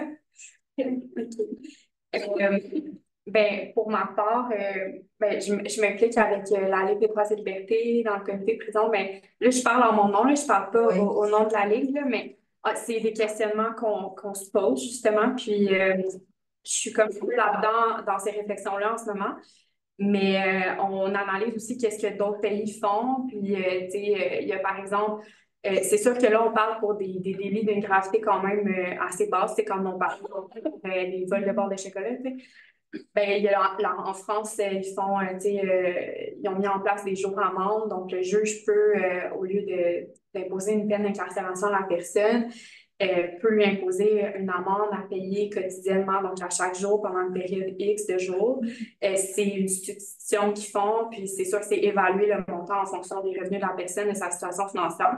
Tu sais, on se questionne aussi sur, ben, est-ce que ce serait pas approprié, par exemple, abolir les courtes peines. Les courtes peines, c'est de moins de 6 mois, parce que c'est des peines qui sont souvent d'une gravité quand même assez faible. Puis les études criminologiques disent que la dissuasion n'est pas vraiment là. C'est pas le fait d'avoir cette peine-là qui va faire en sorte que la personne va retourner en communauté puis ne commettra pas d'autres délits. Donc, c'est toutes des questions qu'on se pose en ce moment, là, mais ouais, c'est en réflexion pour ma part, de mon côté. Oui. Merci. Ben, par rapport aux mesures contraintes, par exemple, ben, je pense que c'est assez évident qu'il y a un enjeu d'accessibilité des services, mais je crois qu'en fait, une des premières étapes serait d'entendre les personnes. C'est-à-dire que les personnes, elles sont en fait systématiquement absentes en fait de tout, en fait de tous les événements, de toutes les consultations, etc. Donc, on se consulte entre nous. Les professionnels de la santé, les juristes, etc. Tout le monde a son avis là-dessus, mais les personnes ne sont jamais consultées sur rien. Donc, c'est quoi le genre de service qu'il leur faut? Tu sais, c'est bien joli là, de mettre en place des cliniques puis de dire on a ci puis on a ça. Mais est-ce que c'est vraiment ça dont les gens ont besoin? Tu sais, qu'est-ce qu'ils veulent les gens? En tout cas, je trouve que ces initiatives-là où on pourrait entendre les personnes, où elles feraient partie de la consultation de façon sérieuse, là, où est-ce qu'on les écouterait, ce ne serait pas une mise en scène, je ne pense pas que ça arrive souvent, puis qu'on considérerait en fait leur point de vue. Je pense que les gens ont des choses à dire qui sont pertinentes, puis ça, par exemple, à la cour, on le voit beaucoup, donc les gens, ils reconnaissent qu'ils ont des problèmes, et puis ils disent, par exemple, ben, voici le problème que j'ai avec la médication, c'est tel et tels effets secondaires. C'est difficile à vivre pour moi, je voudrais plutôt telle autre chose. Puis là, on dit, ah, désolé, vous avez un médecin qui vous conseille cette médication-là, donc on va aller avec ça. Mais, tu sais, considérer la vie de la personne, son bien-être, le fait que ça corresponde peut-être à ses objectifs, etc., ça serait, je pense, un élément, un premier élément. L'autre élément qui m'apparaît central, c'est de considérer sérieusement les effets du contexte économique dans lequel on est. Du fait qu'il y a de plus en plus de personnes qui vont dans les banques alimentaires, qui n'ont pas de logement, qui se font évincer, etc., etc. Ça, encore une fois, tu sais, je veux dire, est-ce que les gens se sentent bien dans leur peau? dans un contexte comme ça. Là, on dit, il y a une explosion des problèmes de santé mentale. Oui, mais pourquoi? Puis là, on ne cherche pas trop la question. On dit, tout le monde est en train de devenir fou, ou il faut intervenir, etc. Premièrement, est-ce que ces gens-là sont tous prêts à poser des gestes qui menacent vraiment l'intégrité de quelqu'un? Franchement, c'est pas toujours évident. Puis pour avoir assisté à beaucoup d'audiences, je pourrais vous dire que on les compte sur le doigt de la main, en réalité. Vraiment, les audiences, là, où on peut dire qu'on a des faits qui sont clairs, que la personne s'en prendrait à quelqu'un ou s'en est prise ou va menacer de s'en prendre. C'est généralement pas ça, là.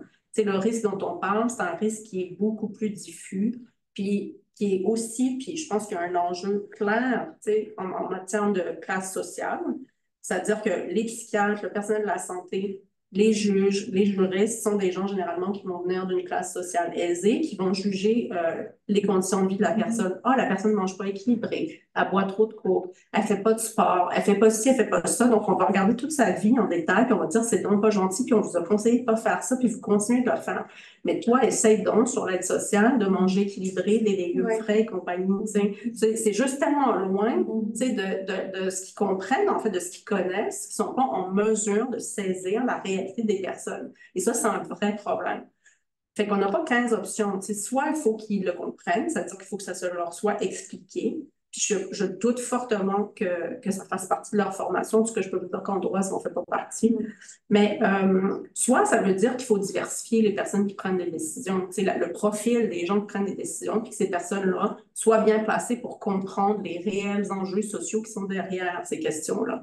Donc ça m'apparaît quand même les premières étapes, et qui pourrait faire en sorte que peut-être qu'on aurait finalement d'autres idées que d'intervenir de façon contraignante auprès des gens pour les forcer à faire plein de choses, alors qu'il y en a qui se présentent à l'urgence, qui demandent des soins, puis qu'on renvoie chez eux. Alors que les gens disent, je vais éventuellement me suicider, je suis ici pour ça, puis on dit, rentre chez toi, puis on va garder contre son gré quelqu'un qui, elle, ne veut pas être là, qui a priori, passerait pas à l'acte. Il y a quand même un problème là, dans cette façon de faire. Là, voilà. Oui, Mélodie, tu peux nous donner les questions du public en ligne. Oui, en fait, il y aurait Yolande qui aurait une interaction à poser directement à nos personnes conférencières. Alors, bonjour tout le monde. Moi, je suis de Québec. Donc, tout ce que j'entends de ce que vous dites depuis le début, je suis très, très, très familière avec tout ce que vous avez dit. Parce que j'ai un fils qui a un problème, c'est sûr, en santé mentale. Il est rendu, il va avoir 28 ans dans quelques jours. Il est judiciarisé depuis l'âge de 18-19 ans, depuis ce temps-là qu'il est en prison. Donc, là, il est rendu au fédéral, à sa deuxième sentence. On recommence, c'est toujours la même chose. L'autre volet, ce que je veux dire à la dame qui parlait, comment ça, qu'en santé, on n'a pas de budget, c'est pas compliqué. Le système de santé, ce qu'il fait, c'est qu'il donne, comme Mme Emmanuel disait, entre autres, le budget, la moitié, une partie du budget va aux médecins. Il y a une partie du budget, les 2 enfants pauvres au sein de la santé, c'est pas compliqué, c'est la DPJ puis de la santé mentale. Ça, en partant, c'est eux qui sont très défavorisés au niveau du budget. Fait que c'est sûr que ça marche pas. L'autre volet, ce que je veux dire, on a désinstitutionnalisé les centres, je dirais, ici à Québec, on avait le Robert Giffard, là. Fait que là, ils sont plus ces personnes-là en institution depuis les débuts des années 80. Fait que ça, pour récupérer de l'argent, c'est là qu'ils ont coupé le gouvernement à l'époque. Un volet à lequel que je trouve que vous n'avez pas touché, malheureusement, peut-être que c'est côté légal, l'usager qui a un problème de santé mentale a des droits. Entre autres, être accompagné. Je me suis fait refuser à maintes reprises à l'urgence psychiatrique alors que mon fils voulait que je rentre dans le bureau du psychiatre et on me refusait. Ça, c'est un droit qui est fondamental. Puis ça, je pense qu'il va falloir vraiment se camper là-dessus pour pouvoir vraiment aider nos proches, pour pouvoir... puis je vous écoutais là, puis effectivement, au sein des policiers ou des intervenants sociaux il y a beaucoup d'interprétations. Moi, j'ai assisté aussi à sa judiciarisation au palais de justice. Excusez, là, mais c'était une vraie, là, moi, j'assistais, là, à une pièce de théâtre.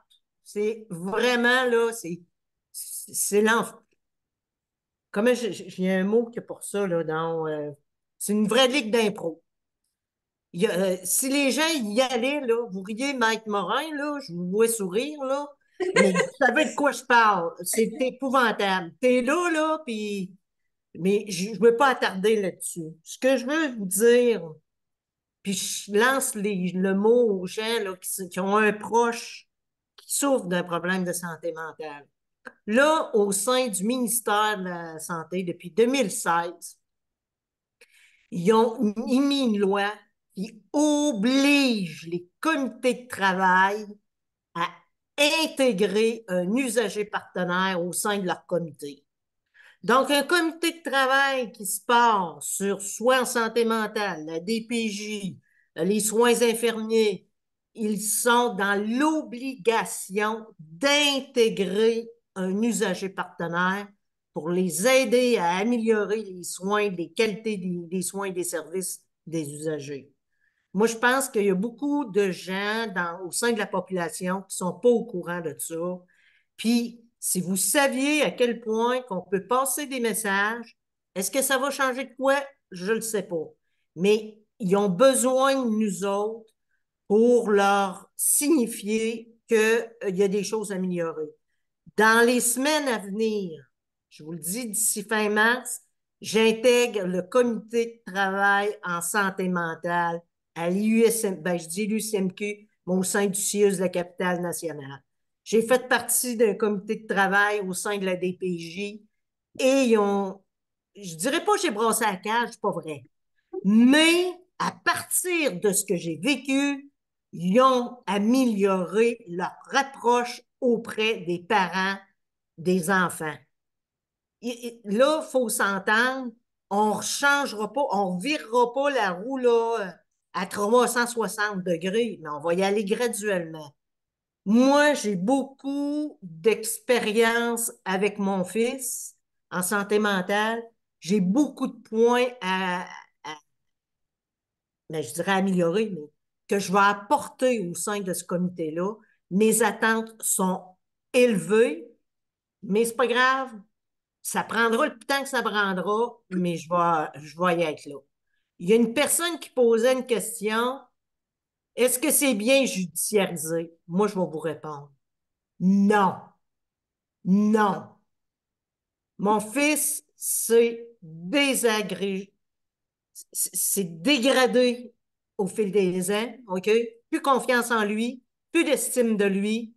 Non, il est juste bon pour être judiciaire. Lui, il va faire sa vie en prison. C'est l'image qu'il a, là.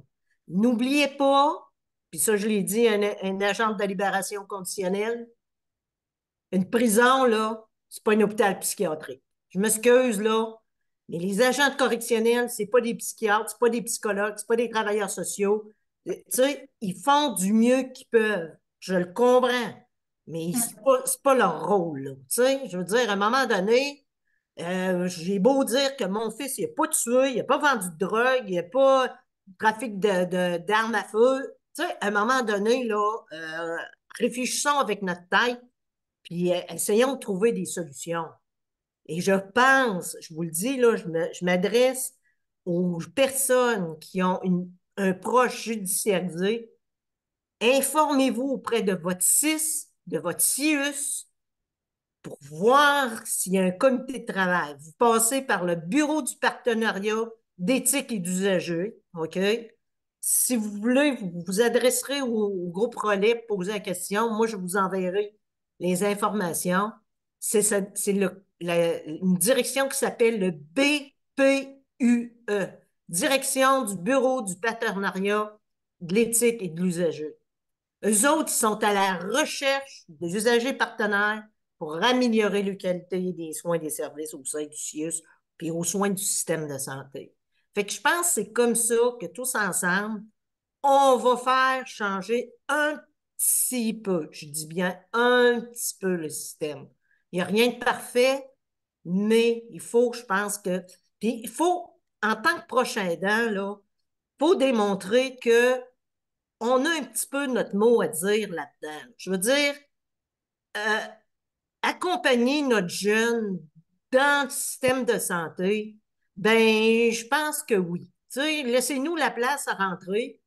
Les personnes âgées ou n'importe qui, quelqu'un qui arrive en urgence, qui soit blessé, ben, qu'est-ce qu'ils font en premier? Ils contactent la famille, hein?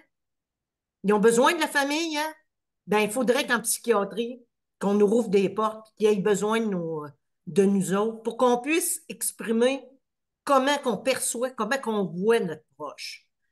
Fait qu'écoutez, je vous laisse là-dessus. Il y a sûrement d'autres personnes qui ont besoin qui ont des questions, mais je vous le dis, lâchez pas. Il faut rester positif, mais c'est très difficile pour des proches de voir son enfant ou sa sœur ou en, dû à un problème de santé mentale.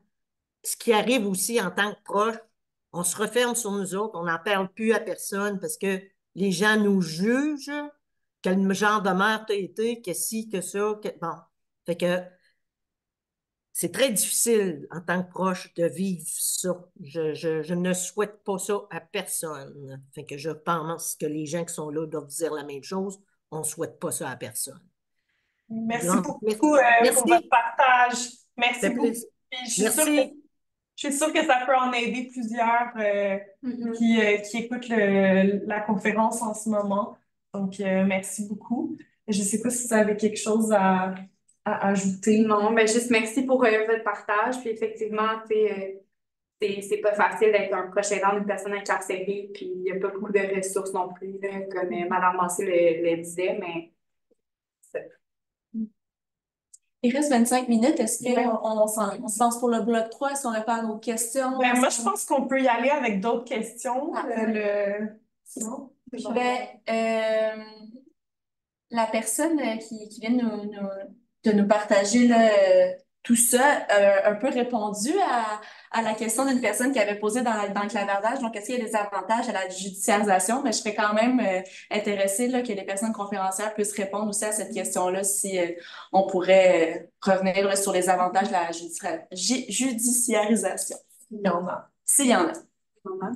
Ben, par Sinon, rapport quelles sont à les la- alternatives? C'était ça la suite de la question. Parce que je pense que par rapport à la judiciarisation à l'initiative des proches, ça va être beaucoup de la judiciarisation civile en santé mentale, puis on va souvent inciter les proches, ben, des fois à porter plainte, là, sur le plan plus pénal, mais sinon par exemple, aller chercher une ordonnance d'évaluation psychiatrique, faire des démarches de cet ordre-là. Tu sais, tout à l'heure, quand on a parlé de c'est quoi la perception que les gens ont de santé mentale, pourquoi ils ont cette perception-là, on n'a pas parlé du fait que le fait qu'on dise qu'il y a un risque qui est associé à la santé mentale, etc., ben, ça amène les gens à accepter de plus en plus facilement tout ce qui peut être coercitif. Tu sais. Donc, l'idée que comme il y a un risque, ben, c'est normal aussi qu'on intervienne de façon contraignante. Ça aussi, c'est tout à fait démontré. Plus les gens ont cette croyance qu'il y a un risque, notamment un risque de violence, plus ils sont prêts à accepter la coercition, notamment l'hospitalisation, notamment les soins forcés. Est-ce que ça a un avantage? C'est la personne elle-même qui est prête à accepter. Non, la perception du public en général. Ok. C'est que plus ils pensent qu'il y a un Oui, risque associé oui. à la santé mentale en général, plus ils sont prêts à accepter l'idée qu'on va contraindre les personnes, que ce soit à différentes choses. Puis, tu sais, dans un contexte où il n'y a pas de service, souvent on va dire aux familles, ben, il faut passer par la judiciarisation pour obtenir des services, ce qui, dans les faits, n'est pas nécessairement le cas. C'est-à-dire que les gens vont faire une démarche à la cour pour obtenir une évaluation psychiatrique, mais une fois que la personne va être évaluée, probablement, ça se trouve, va être évaluée, puis on va la laisser partir tout de suite. Mais même si elle était l'objet d'une garde en établissement, ça ne veut absolument pas dire que par la suite, elle va avoir un suivi, que par la suite, elle va avoir des services. C'est pas comme ça que ça fonctionne aujourd'hui. Donc, est-ce qu'il y a un avantage direct? Bien, évidemment, il y a un avantage ou il y a une nécessité quand il y a un vrai risque, tu sais, quand la vie est en danger d'une manière ou d'une autre, etc. Mais sinon, est-ce qu'il y a un risque associé directement à entrer dans des procédures de cette nature-là? Ben, des bénéfices là, directs, non, pas nécessairement. Tu sais, je pense qu'il y a beaucoup, puis ça aussi, il y a quelques études qui ont été faites notamment auprès des familles, puis qui montrent que finalement, ben, les familles se sont senties dans certains cas instrumentalisées. faire ce genre de démarche-là. Puis dans d'autres cas, finalement, se sont rendus compte que ben, finalement, le proche en question, il n'a rien reçu. Il n'a pas eu les services dont il avait besoin. Il aura pu être contraint, que ça va avoir créé beaucoup de tensions entre eux parce que là, la personne judiciarisée, elle sait que c'est souvent, elle va finir par découvrir que c'est ses proches qui ont fait les démarches, elle va leur en vouloir. Ça va créer des tensions au sein de la famille, par exemple, ou avec des proches quelconques. Puis ça, c'est pas nécessairement quelque chose que les gens avaient anticipé au départ. T'sais. Donc, il y a aussi des effets très négatifs potentiellement de ces démarches judiciaires-là. Puis je pense qu'il faut qu'ils soient aussi considérés. Donc, tu sais, tout dépendant il n'y a pas un bénéfice direct. On ne peut pas dire que la judiciarisation, c'est la voie, c'est ça qu'il faut faire. Mais tu sais, dans certains cas, je pense qu'on n'a pas le choix. Tu sais, effectivement, tu sais, dans certains cas, il faut absolument intervenir. C'est vrai. Mais mis à part ces cas-là, qui peuvent être des cas un peu extrêmes, ben, il y a des effets qui sont potentiellement négatifs aussi, tu sais. Donc non, tu sais, je pense pas qu'on puisse dire que c'est un avantage nécessairement. Ça, c'est clair. Et donc, puis là, ça va dépendre beaucoup des capacités qu'on a d'aller chercher des services, justement, puis d'amener les personnes à s'exprimer sur ce qu'elles voudraient comme service, ou etc., ou tu sais, sur leur propre détresse. Et donc, chaque situation peut être différente, là, évidemment. Mais donc, la judiciarisation elle-même n'est certainement pas quelque chose dont on peut dire qu'il y a un bénéfice direct, là. Là, je parle juste de la judiciarisation civile, là, par ailleurs. Donc, Mais je pense qu'il n'y a pas énormément d'avantages là, au niveau de la judiciarisation, mais s'il n'en existe qu'un, je dirais en fait que ça serait l'arrêt d'agir, parce que moi, j'ai un client qui me disait il y a récemment, il y a quelques semaines, il me disait écoute, moi, je suis contente d'être ici aujourd'hui, d'être dans un pénitencier parce que j'étais dans une loupe infernale de consommation, d'isolement, d'idées noires. Et je savais pas comment m'en sortir. Je savais pas à quelle porte aller cogner. J'avais pas vraiment de service autour de moi. C'est quelqu'un qui avait pas vraiment d'entourage non plus. Puis, en fait, son passage à l'acte pour sa part à lui, c'était une demande d'aide. Puis, il a reçu cette aide-là au pénitencier. C'est malheureux, mais il a fallu qu'il se rende jusque-là pour stabiliser son état mental. Donc, c'est pas la majorité des cas, là, loin de là, mais pour certaines personnes, dans des cas très précis, je dirais qu'il y a des avantages selon eux, leur perception, leur vécu, mais c'est ça, c'est pas la majorité, pour la majorité des gens. Mais on le voit aussi pour des mesures contraignantes, même l'utilisation des salles d'isolement, des contentions, etc. Il y a des gens qui vont dire que heureusement qu'on a utilisé ça et tout ça, mais il reste que généralement, ça reste minoritaire, puis que la plupart des gens vont pas avoir apprécié ce genre d'expérience contraignante-là. Mais c'est vrai que dans certains cas, ben, soit il n'y a pas le choix, mais soit dans certains cas, ça va vraiment aider les gens. Sauf que est-ce qu'on le sait nécessairement d'avance? Je pense que ça, c'est une autre question, non? C'est ça. Pour lui, c'était un coup de dé, dans le sens que lui, il a fait ça. Son passage à l'acte, c'était pour demander de l'aide. Mais ça aurait pu aussi aller dans un autre sens complètement, si justement son parcours en détention s'était passé d'une autre manière, s'il n'y avait pas eu les gens qu'il y a eu sur son chemin, ça aurait pu aussi être très différent. Donc, je pense que c'est ça. C'est vraiment du cas par cas. Oui, souvent. Mais dans ce cas-là, par exemple, là, lui, il va sortir dans 6 mois ou 9 mois. Alors là, lui, est-ce que sa santé mentale est bonne?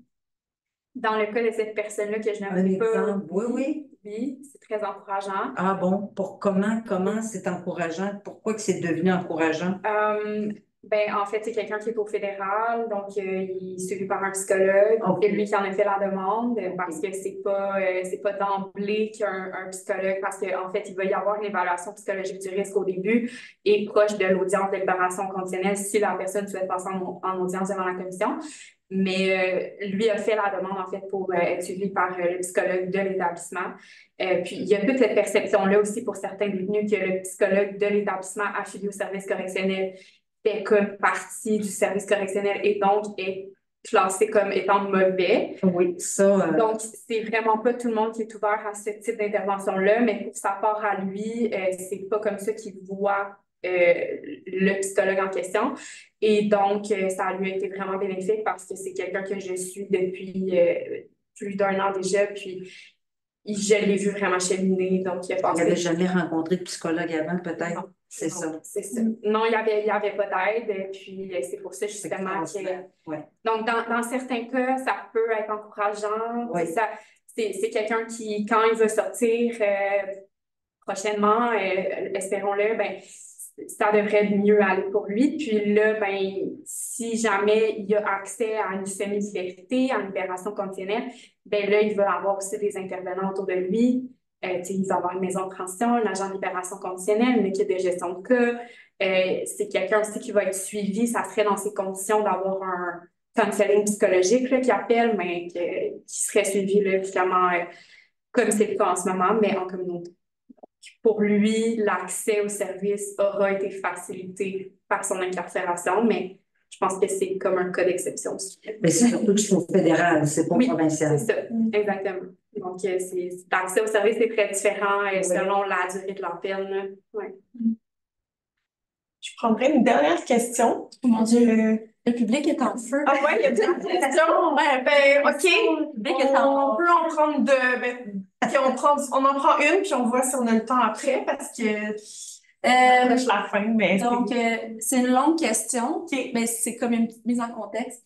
Donc, les solutions semblent omniprésentes. Je me demandais si ce problème est similaire dans des pays qui sont souvent reconnus pour être plus ouverts envers leur population, par exemple la Finlande, la Suède, où la prison n'est pas tout à fait comme ici, ni la loi, je ne pense pas. Par contre, qu'ils utilisent le code civil. Est-ce possible de s'intéresser à d'autres modèles où le souci se rapporte exclusivement à une question budgétaire pour améliorer le processus judiciaire pour les personnes qui vivent avec des troubles de santé mentale? Je vais couper la fin. Oui, c'est une longue question. Est-ce possible de s'intéresser à d'autres modèles où le souci se rapporte exclusivement à une question budgétaire pour améliorer le processus judiciaire pour les personnes vivant de troubles de santé mentale? Dans le sens budgétaire à la place du risque? Oui. Moi, je vais me permettre de répondre. On s'en reparlera dans un an.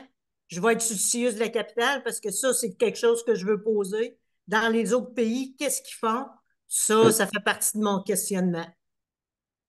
Mais, en tout cas, on parlait de la Suède notamment, tu sais, il y a eu quand même beaucoup cette idée en santé mentale que si on passait par des ordonnances de soins en communauté, ça allait être très économique versus l'hospitalisation involontaire. Donc, il y a beaucoup de juridictions, dont la Suède, qui ont mis en place ce processus-là. Ben, au Québec, on a ça aussi, mais c'est un petit peu différent, hein, qui ont mis ça en place en se disant que ben, on va hospitaliser moins souvent des gens, que ce soit volontairement ou non. Puis ils vont rester chez eux, puis on va pouvoir les forcer finalement chez eux à prendre leur médication. Ça a donné lieu quand même, notamment en Suède, à la mise en place de mesures qui sont extrêmement contraignantes dans les pays, ça m'échappe, mais dans les pays comme la Suède, les pays scandinaves, merci. Dans certains de ces pays-là, on peut se présenter chez les gens, regarder dans leur frigo, fouiller la maison, etc. Sur une question d'ordonnance de soins, c'est extrêmement large. Donc, je dirais que, puis la démonstration comme quoi, finalement, ça a été très économique de faire ça, n'est pas si évidente. C'est-à-dire que finalement, l'administration des ordonnances de soins peut être extrêmement coûteuse si vous avez beaucoup de gens qui vont se déplacer, qui vont faire de la surveillance en communauté. La surveillance en communauté coûte quelque chose aussi. Donc, a priori, ben, en tout cas, la contrainte est très présente, là, et puis elle est de plus en plus présente partout, je dirais. C'est pas, et est-ce que on fait des économies? Ben, c'est pas si évident que ça non plus. T'sais, le système judiciaire, ça coûte cher aussi. C'est pas. Oui, effectivement. Une autre question? Oui. Mais avait-tu quelque chose à ajouter? Ce que j'ajouterais, pour le volet plus carcéral, ben, c'est sûr que les pays scandinaves, ils ne gèrent pas vraiment les prisons comme on le fait ici. Je pense que c'était en Norvège, je crois.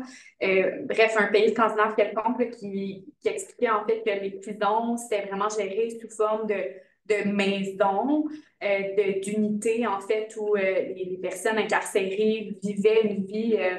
c'est pratiquement normal, si je peux dire, dans le sens que c'est vraiment une maison avec un salon, une chambre, une cuisine, puis il travaillait dans le jour, un travail qui était rémunéré, faisait des tâches ménagères, fait qu'on était plus dans la responsabilisation. Tu sais, je pense que aussi l'impact sur la santé mentale était vraiment différent.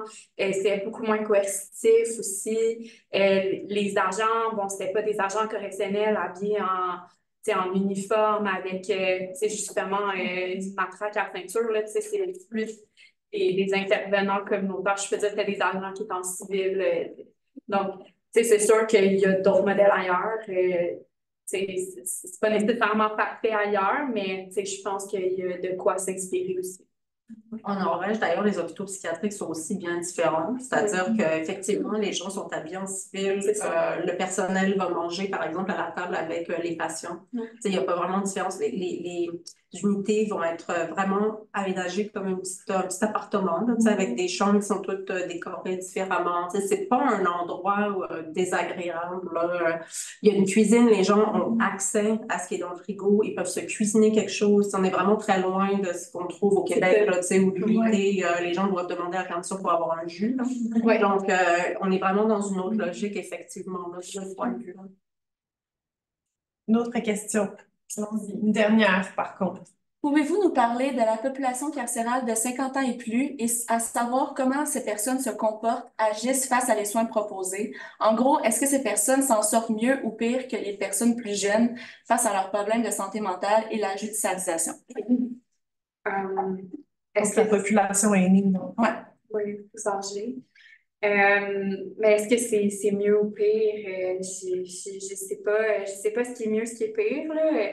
Mais bon, ils n'ont pas nécessairement un meilleur accès. Tu sais, quand on parle du provincial, c'est pas mieux. L'accès, tu sais, j'ai justement plusieurs clients qui étaient âgés de 70 ans et plus.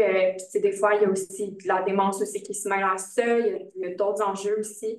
Mais ce qui arrive, ce qu'on voyait plus souvent dans ces cas-là, pour ma part, c'est que c'est des gens qui accédaient à une libération anticipée, un élargissement de peine pour aller à domicile parce que ce que moi je plaidais à la commission dans ces cas-là, à la commission des libérations conditionnelles, c'est que est-ce que le risque est vraiment inacceptable de remettre cette personne-là en population, en communauté, sans qu'elle passe par, mettons, une thérapie ou une maison de transition, tu sais, est-ce que vraiment c'est quelqu'un qui représente un risque quand on parle de quelqu'un qui son état de santé mentale est stable, qui est vieillissant, qui a des ressources, un filet social à l'extérieur, puis dans la majorité des cas, c'est des gens qui retournaient à domicile parce qu'ils étaient en détention pour des délits quand même mineurs pour ceux que je connais, donc c'est ça. C'est pas mieux, c'est pas pire. Il n'y a pas un meilleur accès, mais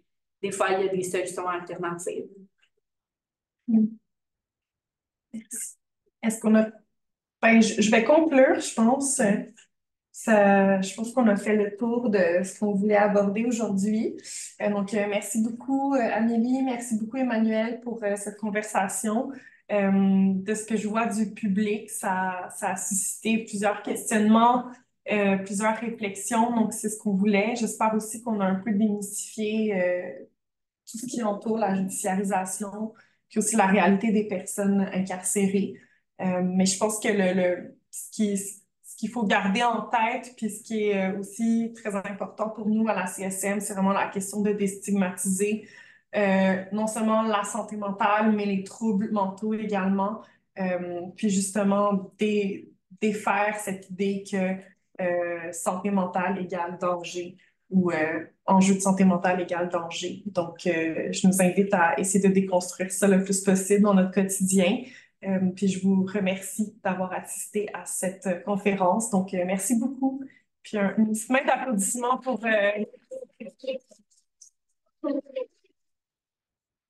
Merci tout le monde qui était présent en ligne. Merci aux personnes qui se sont déplacées également. Ça fait toujours plaisir de voir des nouveaux visages parmi nous. Ben oui, merci beaucoup. Merci.